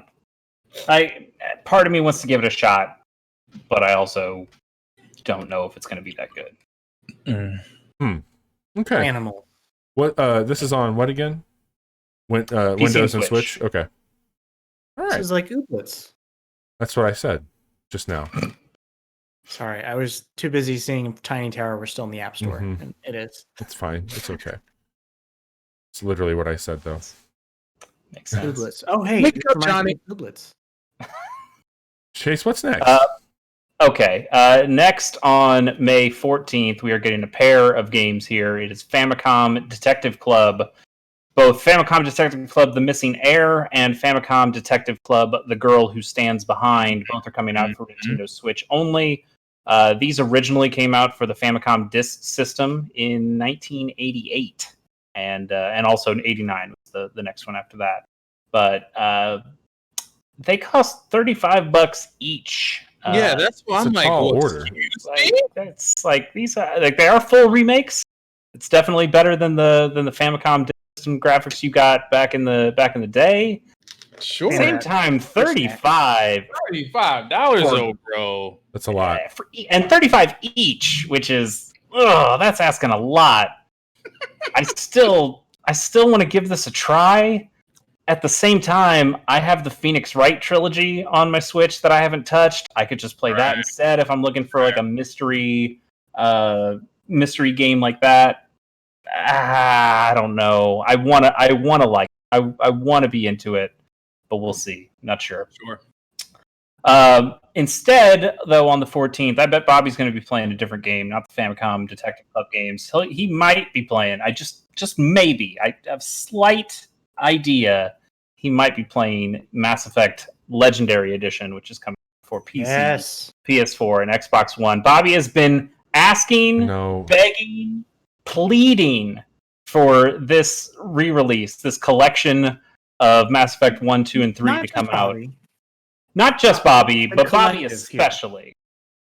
Yeah, I've asked for this a lot, and it's been a pretty poorly kept secret from BioWare that they were working on this. I'm thrilled. Like I'm thrilled to see that they're going to be making some of the changes, especially the first one. Like I know three. What change? I remember watching that trailer, and they did side. We're moving over from side. Like maybe the inventory system. Okay, that's something. This was just like graphics, and I was just like, you guys maybe made slightly higher textures, and there's a little bit different. The Mako has been completely redone. Yeah, they fucked the Mako up. Oh no! But I think that Mass Effect did not like it. It's definitely needing the higher resolution textures and shit like that. Like especially the first game. The third one's not going to. The third one's going to release them. I think the first one just needs to fix that texture pop in, and you're good. Everything else is fine. The inventory system is trash. The inventory was trash, and they are making it more of a concise, like the mechanics will feel the same across all three games now when it comes to shooting. Yeah. Patrick, did you like Mass Effect? Oh, dude, let's not go down that road. Mass Effect 2 is... Oh, the first Mass Effect. Yeah, sure. Mass Effect 2. Oh, boy. That right there. Man. Yep. And 3? 3? Yeah, it was cool. But 2 is like God tier. 2, sure. Yeah. 2 is the high watermark. Top 5 games of all time. Yeah. Now you're talking my language. Yeah, 3 was okay. Like, 2 was just so good. I will say I wasn't as upset as the rest of the internet was regarding 3's ending. Neither was I. Yeah. Yeah, I just think it was just gamers being losers and being mad, and it was like, all right, well, whatever. But that's a whole other thing. Yeah. Yeah, I'm really excited. I think 2 just had like the best combination of cast members. So good. And 3, I mean, Those 3 had some missions. Yeah, totally. And 3 was kind of there, but some of those characters, like I wasn't a big fan of James. I don't care how good Freddie Prinze Jr. is. Like James was boring. He was just kind of there. There were moments in 3, like with Morden. Totally. Mm-hmm. Like the Morden stuff, especially the Genophage stuff, the way that the Quarians and the what the hell are they called? The hive mind. No, the hive mind stuff. The Quarians. Geth. Thank you. Yeah. Like the way that wraps up or can wrap up, I thought that stuff was really good. And then you get to the ending. It's like, well, yeah, whatever. That's fine. Yeah. But like I had a great time going through Mass Effect 3, and I actually really like the multiplayer Mass Effect 3. I don't know if that's coming through. It's not in this Legendary Edition. That's too bad. But yeah, it's good. I'm excited. Good collection of games. All 3. Kanye Shepard will ride again. There he is. Looking forward to bringing Kanye Shepard back. Worth it every dollar. Well, I guess Bobby won't be playing this one. Already played it, but also on May 14th, Subnautica is getting ported to Switch. Which Bobby, you can tell us more about Subnautica. Should we be excited for that? Yeah. Look, again, I don't know if the Switch is where I'd want to play this game, but I think that it's awesome for people to have an opportunity to play it. And I've said it for weeks now, and I was late to the party on playing Subnautica, but it is the best one of these types of games I've ever played, easily. And I believe it. I'm happy it's on the Switch. It's such a fucking cool game, and I think that probably, if this is your way to play it, you should play it. You owe it to yourself to check this out. It's just such a neat science fiction story with some really addicting mechanics. I love that. If you game. are watching live, though, I believe the original Subnautica is still on PlayStation Plus for this month, so you can go grab it and play it there. The if you play didn't at spend home the money to play it campaign, on the right? Switch. That's cool. Yes. Yeah, Yeah. it's there, and then it's I on guess Game it's not- Pass right now, also for Xbox and PC. Okay. So, lots of options. And then also, May 14th, big day. Bobby, you're going to have a real hard choice on whether to play Mass Effect or whether to play the sequel to Subnautica, Subnautica Below Zero, which is coming out for PC, Switch, PS4, PS5, Xbox One, and Xbox Series X all on the 14th. What's going to happen? What are you doing? What are you playing? I'm actually going to be helping my in-laws pack up their house to move that weekend. Wow. But no dedication to the video games. But I can tell you that I've had Subnautica Below Zero for some time because this wasn't early access, and they've had the final build for a while. I actually downloaded this first, and I was just going to play this game, but people online said, no, you should really go back and play the first one. Like, you owe it to yourself to do that. And so I went back and did that. And like, the thing about the trailer, for those of you who are watching right now, it's a bit deceiving. And Johnny, you've been playing this, but like, Yeah. you play as a black female. Like, I don't know why they're showing this white dude as like the character that you're playing as. Like, the game flips it up. You're playing as somebody completely different. You're looking for your sister who's been on it. It's completely got a voice cast in it, where the first game you don't hear your character talk at all. And the voice acting that I've seen so far for it is really fucking well done. That game is awesome. Like, from a science fiction writing and just a mechanic, like, these games are special. So I will probably stream both of these quite a bit, but I'll be spending some time like, going back to Mass Effect is like seeing an old friend, where like playing Subnautica is going to be experiencing something new in a game that I think is really cool. So yeah, more to come. Johnny's been playing this one already, and he's had some glowing reviews so far, so I'm excited to see what they're doing. Good. Cool. On the 18th, we're getting Days Gone for the PC port of the PS4 game. Wait, really? Yep. Yeah. Oh, Yep. my, okay. Sony could pick any game in their library to the PC, and they decided Bloodborne. Days Gone is the first one Excuse me. they want to pick. So This seems like it might have been a consolation prize, or maybe even just a test to see, because there was that report that came out a couple of weeks ago that Days Gone 2 was pitched and then turned down, because the game did well. I'd turn it down. It did fine, but by their standards, on their blockbuster level, like, it did not meet some of the projections that they had maybe in place for it. So I think bringing this to PC, like, critically, it did not do as well as their other titles, but it commercially, it sold. I see people all the time online saying how much they love this game. But I feel like I've seen just as many people, if not more, call it kind of generic or kind of whatever, or disappointing. Yeah. And also seeing those critical releases, like, maybe they could see, hey, if we brought out a second game, it probably wouldn't do as well as the first, now that people know what this is about. here's my thing, and like, this is maybe a weird take, but Sony has The Last of Us. They've got their zombie apocalyptic game already that's pretty well received. And knowing that they've got multiple studios doing shit, like, I don't know why they chose to maybe do more zombie stuff in this sense. Like, I don't know if it's different enough, like, on the surface. But like, I'm saying, for like, totally open world, different type of zombie. Sure, Motorcycle.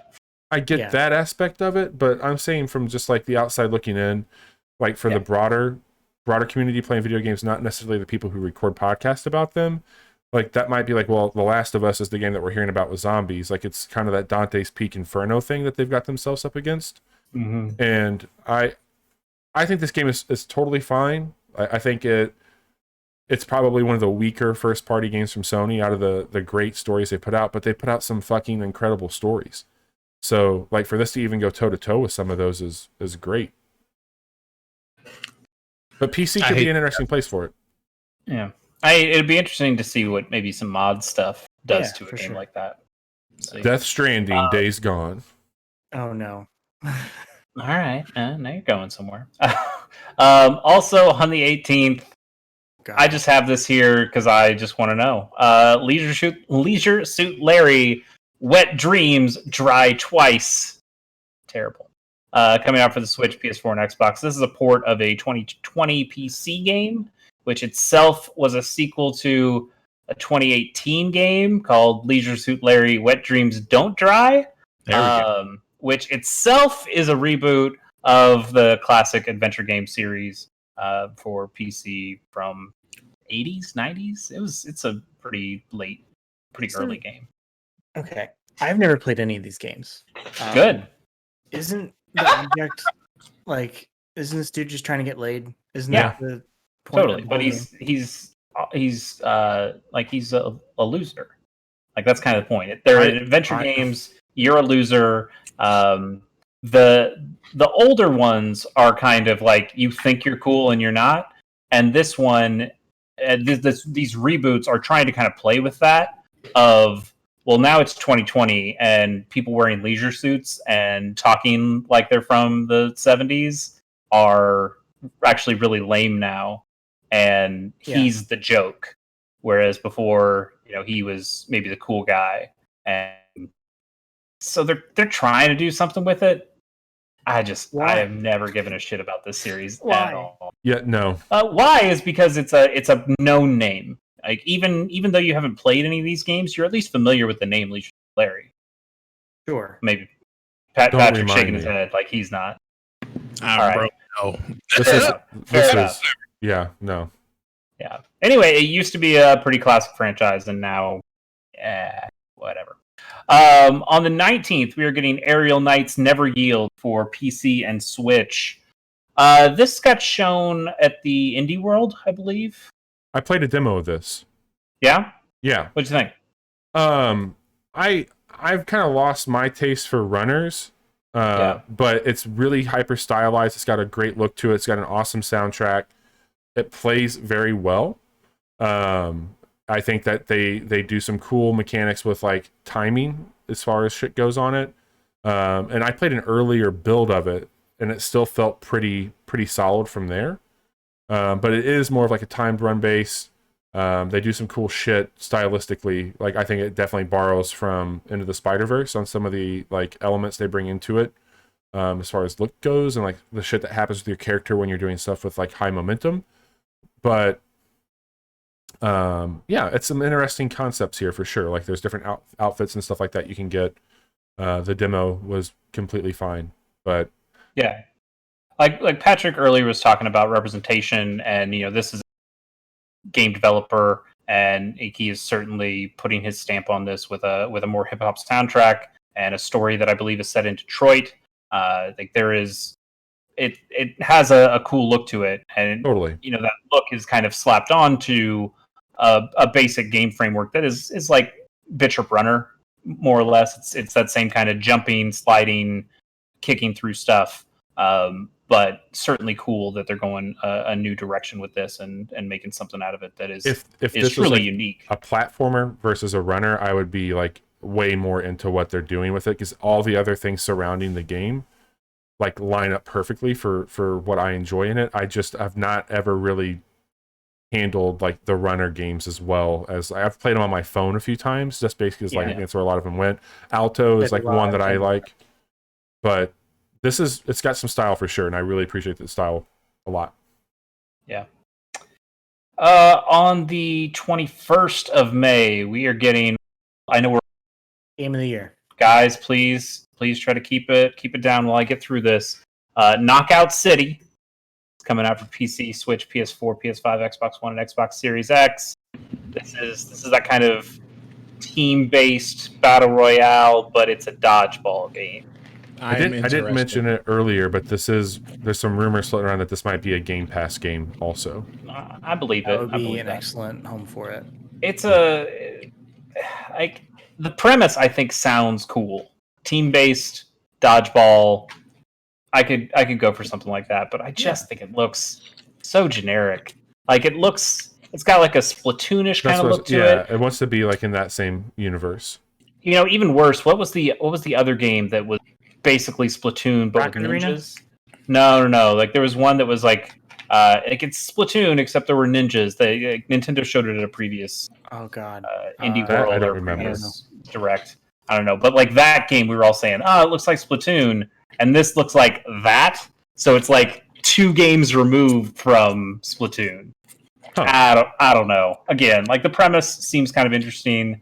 The gameplay video I watched of this, where they go through some of the ways that you can play, the way you can use teamwork, the way you can use different kinds of throws that can bend around cover. All that stuff sounds cool. I just hate the way it looks, and I hate the way it was marketed with that. It was the Call of Duty looking guy who sits down and talks in front of a green screen, and then it's a guy in a football uniform that's talking like they're all playing. And there was an orc, and they're all talking about how their games are so generic or whatever. And now Knockout City is the one that's going to break you out. I thought I could see this being basically shut down after a few months, or I could see this being a huge breakout. Like I when it comes to these types of like squad-based BR style games, like I can't get a good pull. Like I thought Spellbreak would be a lot bigger than what it was, and that's a big game, but nowhere near like what other games were. And I thought it was different enough. So this might, like, this is on what? What's it coming out on? Everything? we could just be the grumpy old men. Yeah, pretty much everything. It's on Switch. Yep. I think. This looks super cool. All right. Maybe we're wrong. Maybe we're grumpy old dudes and what's out here. Do we know what it costs? Knowing the real shit. I don't. I know it's being made by EA, so I would imagine it's full price. Okay. I imagine it's full price. Fair. Hey, you know what? I'm happy to keep taking a look at it and see if. What'd you say, Johnny? $20. Okay, that's not bad. I'm sure there will be some cosmetics that you can buy. Totally. But there is. But okay, for $20, that's a cheap buy-in. Sure. Cheap I'd be interested to see what Jude thinks of this game. It's not Minecraft. It's not Minecraft. No sale. Who knows? Maybe it could be the next big thing. Okay, let's move on here. I mentioned it before. Miitopia is coming to Switch.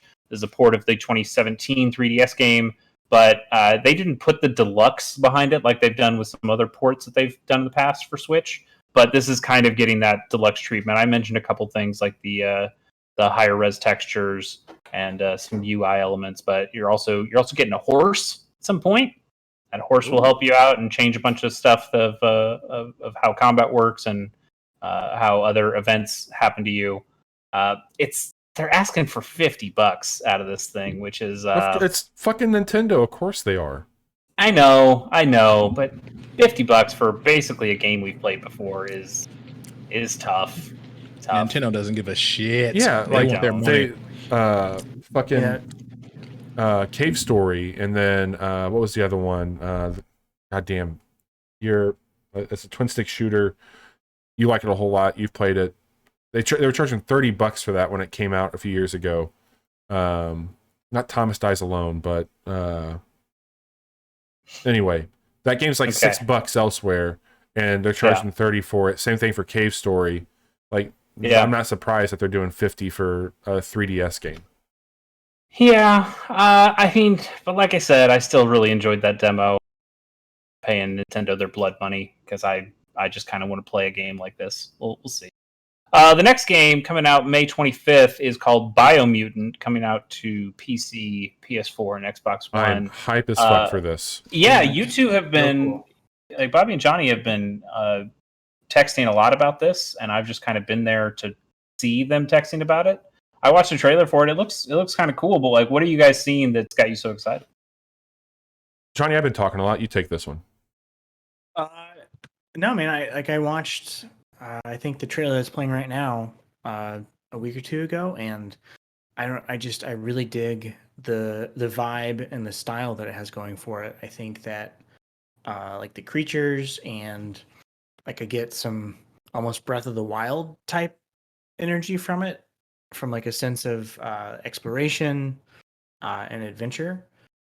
To be honest, like I don't know a whole lot about what's happening in the story or why you're playing as this little fox rat person. But everything I've seen looks like it could be a really good time.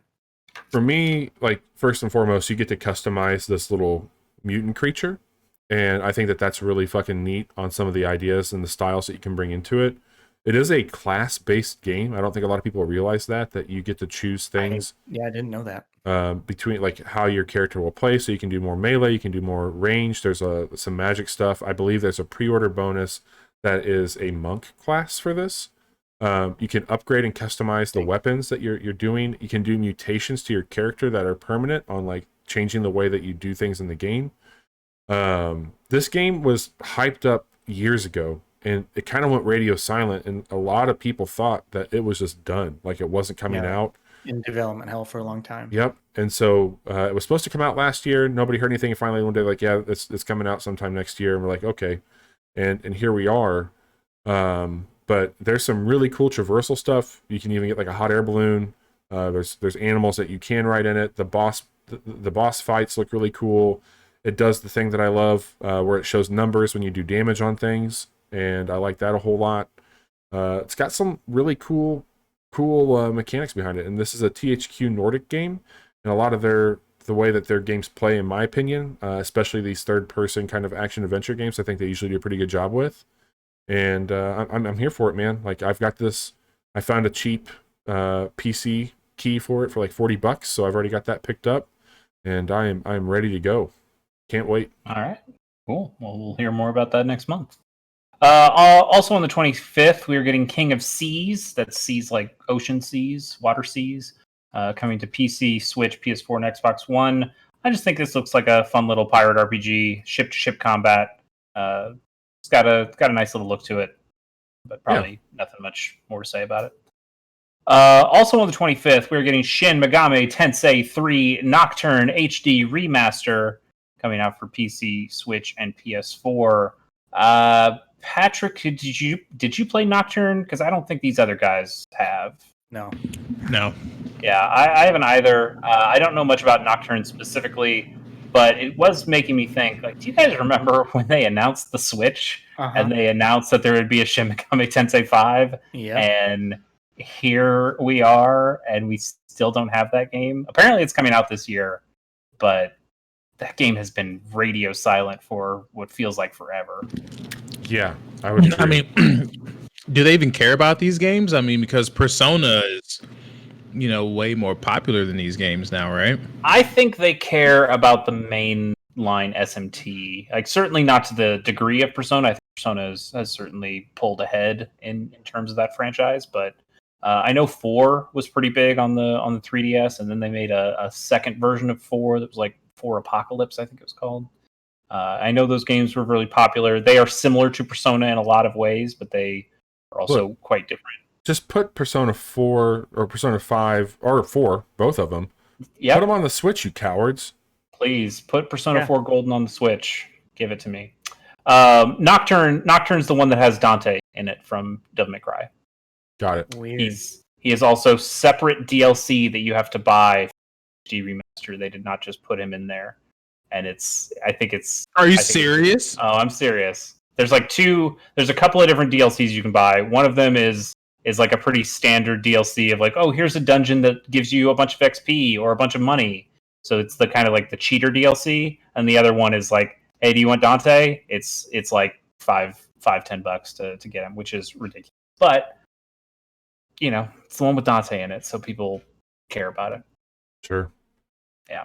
And then lastly, on the 27th, Earth Defense Force World Brothers is coming out to PC, Switch, and PS4. So the Earth Defense Force games, anybody here play one of those? No, but I am familiar with the series. I played Insect Armageddon, which came out for the 360. I got a free copy. I can't remember how I got that. It was like some giveaway. These games are kind of cool in that they are big, dumb Japanese arcadey games where you play as a group of soldiers that are stopping an alien invasion, and those aliens are bugs or frogs or big, gross animal things that are just coming out of nowhere. A lot of destructible environments, a lot of you blowing up hordes of big alien insect creatures. They're silly. They're stupid, they're fun.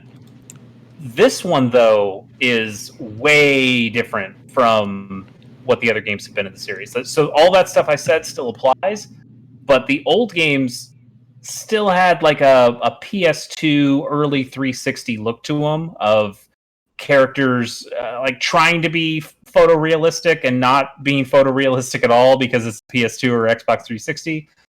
This game is going, nah, let's just do that Roblox thing. Let's do that Minecraft thing. And it's got this voxel art style to it. Game. It might also be a chase game. I don't know. This looks kind of good to me. I kind of like the switch to the art style. Jude can hang out with Uncle Chase for the weekend and play this. Sure. Let's fight giant ants together. It has a thing about it. Yeah, like there's something interesting. I like Defense Force games. I don't know if this is the one, but it certainly seems like the one that is probably going to be the most popular just based on the art style and the way it's absolutely going out for them. Sure. All right, boys, that was the end of May. Time to make some picks. We pick, 1 to 3 games that we think are going to be the definitive winners this month. That games that we think we're going to pick up, that we think we're going to enjoy, that we might be ending up talking about come December. I'll start here. I have, despite their $35 price tag each, I have these Famicom Detective Club games. I still would like to play those. I like the idea of them bringing back an old game like that, 2 old games like that. Never gotten translated before. I want to support Nintendo doing that, so they continue to do that. And maybe someday they'll put that Mother 3 out, Someday, right? Someday, maybe. Reggie's the only one that has a copy. Yeah, that's true. And then I also, speaking of paying Nintendo blood money, I also have Miitopia on here. I enjoyed that demo. I have enjoyed playing the 3DS game. It'll be fun to make Bobby and Johnny and other friends of mine. I'll check out the demo for sure. Watch them do stuff. I really liked Tomodachi Life and those other games that they've played around with the Miis. So I liked playing those Street Pass games with the Miis. So I think Miitopia does that to a much bigger degree. And I think that's kind of fun. Bobby, what did you have on your list? Very predictable. If you know me, you know me. Mass Effect Legendary Edition, Subnautica Below Zero, and Biomutant. Check. Those all make perfect sense. I already have all 3 of them purchased, so... Shocker. Absolutely shocking that Bobby was a video game. Johnny, how about you? I didn't put Subnautica Below Zero because I've already played that game. So I have Mass Effect Legendary Edition and Biomutant. Wow. And RE8 question mark. Okay. And how about you, Patrick? Mass Effect Legendary Edition for sure. Okay.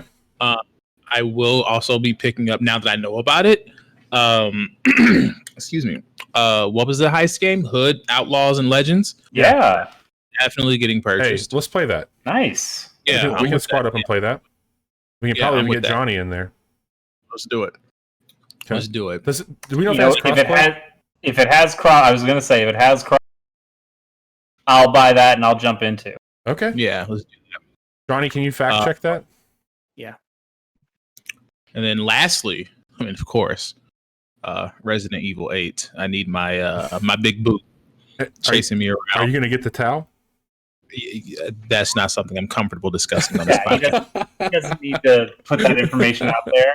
Come on, man. It doesn't have crossplay. It does or doesn't? Oh, shit.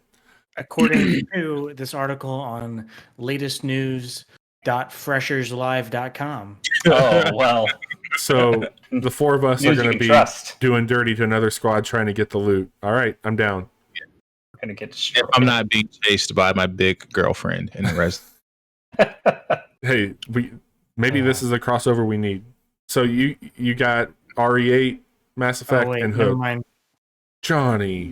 It doesn't. Okay, I'm seeing some conflicting information here. Well, we'll Oh, you don't say from fresher.com. Yeah, you went to farmers only and got the so again, that game comes out on the 10th, so we'll know soon enough whether it has or not. If it doesn't, no big deal. Maybe I can watch you guys stream it together, and right. I can shout out. Okay, I can shout out shit. Bobby, why don't you take us home? Yeah, let's go home.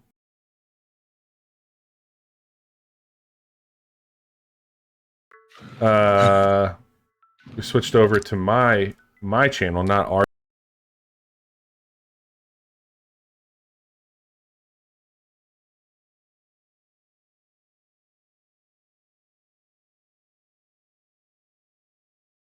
Up for something else. Now it's still black screen. Okay, we're good. We're back. All right. We're back.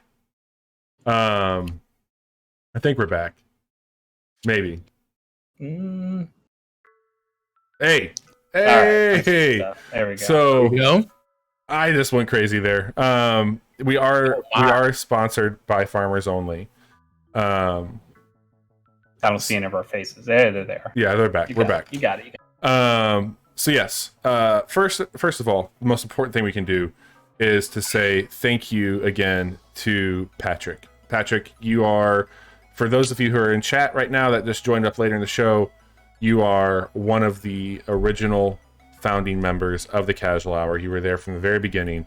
You are there with us every week with the music that you've made for us, which we are so appreciative of. And we'd like to have you around more. And we appreciate you being here tonight to hang out with us. Yeah, no, it was fun. I was talking to Johnny at work. Actually, I was like, yeah, I'm excited for it tonight. Yeah, It's always fun talking shop, talking games with you all. So yeah, whenever you want me on the show, just shoot me a text. I'm around. Yeah, man. Thanks for being here. Yeah, we would love to have you on more. And it's crazy. This June will be 5 years from when we started this thing. And it's crazy. It's still going, and we're doing this new shit with the stream. So It's crazy. Patric, where can people find you? What do you do? What's the way that people can hang out? Yeah, so you can find me at P Brown. That is one word, underscore the underscore Aeon, AEON. That is from Final Fantasy X, if people don't know. My favorite Final Fantasy. But that is my handle everywhere, Twitter, Instagram. I'm on Bandcamp, Spotify. My EP, also named after something in Final Fantasy X, is currently out right now on Spotify. And I will be releasing another EP soon. Yeah, I know, right? You named the whole EP Blitz. But yeah, so yeah, P Brown the Aeon. Find me. Say what's up. Okay, will do. So for us here at the Casual Hour, as you can see right now on stream, we're about everywhere for social presence at the Casual Hour. If you are into what we're doing and you want to be able to follow along there in chat, you can find out a bit more of what we're up to. We record this podcast as you're doing right now, Wednesday nights. We post this Friday mornings at 9 a.m. Central. In between streams, so we do quite a few things. We are currently doing some quick looks, and we actually got two that by the time you're listening to this will be live this week. We've got the Pac-Man 99 that you took me through, Chase, and then I returned the favor and I played Phantom Brigade with you, and that's going to be on our YouTube channel for those of you watching on Thursday. For those of you listening, go to YouTube and check that out right now. This Friday at 10:30 p.m., Johnny and I are going to hang out, and we are going to be talking about some really exciting things, mostly Returnal, though, which is going to be the big darling PlayStation exclusive, and we'll be live 10:30 on Friday with that. Chase, outside of playing with robots, what do you do? Yeah, I host another show called Gamers on the Go that doesn't have any set schedule. Thank God. But I'll be having Bobby on for next episode whenever that happens. I'm still putting hours into the game. Bobby, did you put? I have put a little bit of time in, not much, but a little bit. All right, I'm excited. Yeah, that'll be good. good to do that episode. And then Johnny and I have actually been talking about a number of episodes we can do. We know the Analog Pocket's coming out eventually, relatively soon. Yeah. So we've got some ideas on what to do there. And those should be a lot of upcoming shows for Gamers on the Go once that thing drops. Awesome. And Johnny, we always check in to see what game you've been playing with your son. We forced him to play Mario Kart with us last night. What a trouble. And how'd he take it? Terrible life he lives. He, it was fine. He wanted to quit and play Smash Bros. So we did that before he went to bed. I'm going to be teaching him. So we've been playing Pokemon, the trading card game, together for a while now. I bought a couple of starter decks for Magic the Gathering to see if he can wrap his brain around that. And today, Chase, you're aware of this. Mm-hmm. So are you, Patrick, not you, Bobby. So our friend Christian Lawrence texted me, and it was like, "Hey, I'm at Goodwill, and they have some Magic cards that are 25 cents a pound. Do you want them?" Like, okay, sure. So whenever you can buy cards by the pound, you know you're. Yeah. So he sends me a picture, and it's, the size of a Trivial Pursuit game. So it's two full size boxes of Trivial Pursuit, and then one of the boxes that has the cards. It's that many Magic cards, and it was $9. So I'll be picking that up this weekend, and we'll see. The really unfortunate thing to hear. It was a decision. I'm excited about it. I told you, we'll see each other in person again. Let's comb through these cards and make some decks and have some fun. Sounds good. And hope there's some land in there. If you were dissatisfied with some of the decisions Johnny makes, stick to the better version of Johnny, which is live in our chat right now, telling you to follow along with our antics, basically wherever you can find social media links at the Casual Hour. If you are enjoying our show here on Twitch, follow us there. Give us a like and subscribe on whatever podcasting platform you use. We'll be back Friday night with Returnal, and I am excited for that. And go check out YouTube for both Chase and the Casual Hour. There's a lot of great content there. Patrick, be safe, stay fun, enjoy your dummy thick summer with Bobby as a companion. And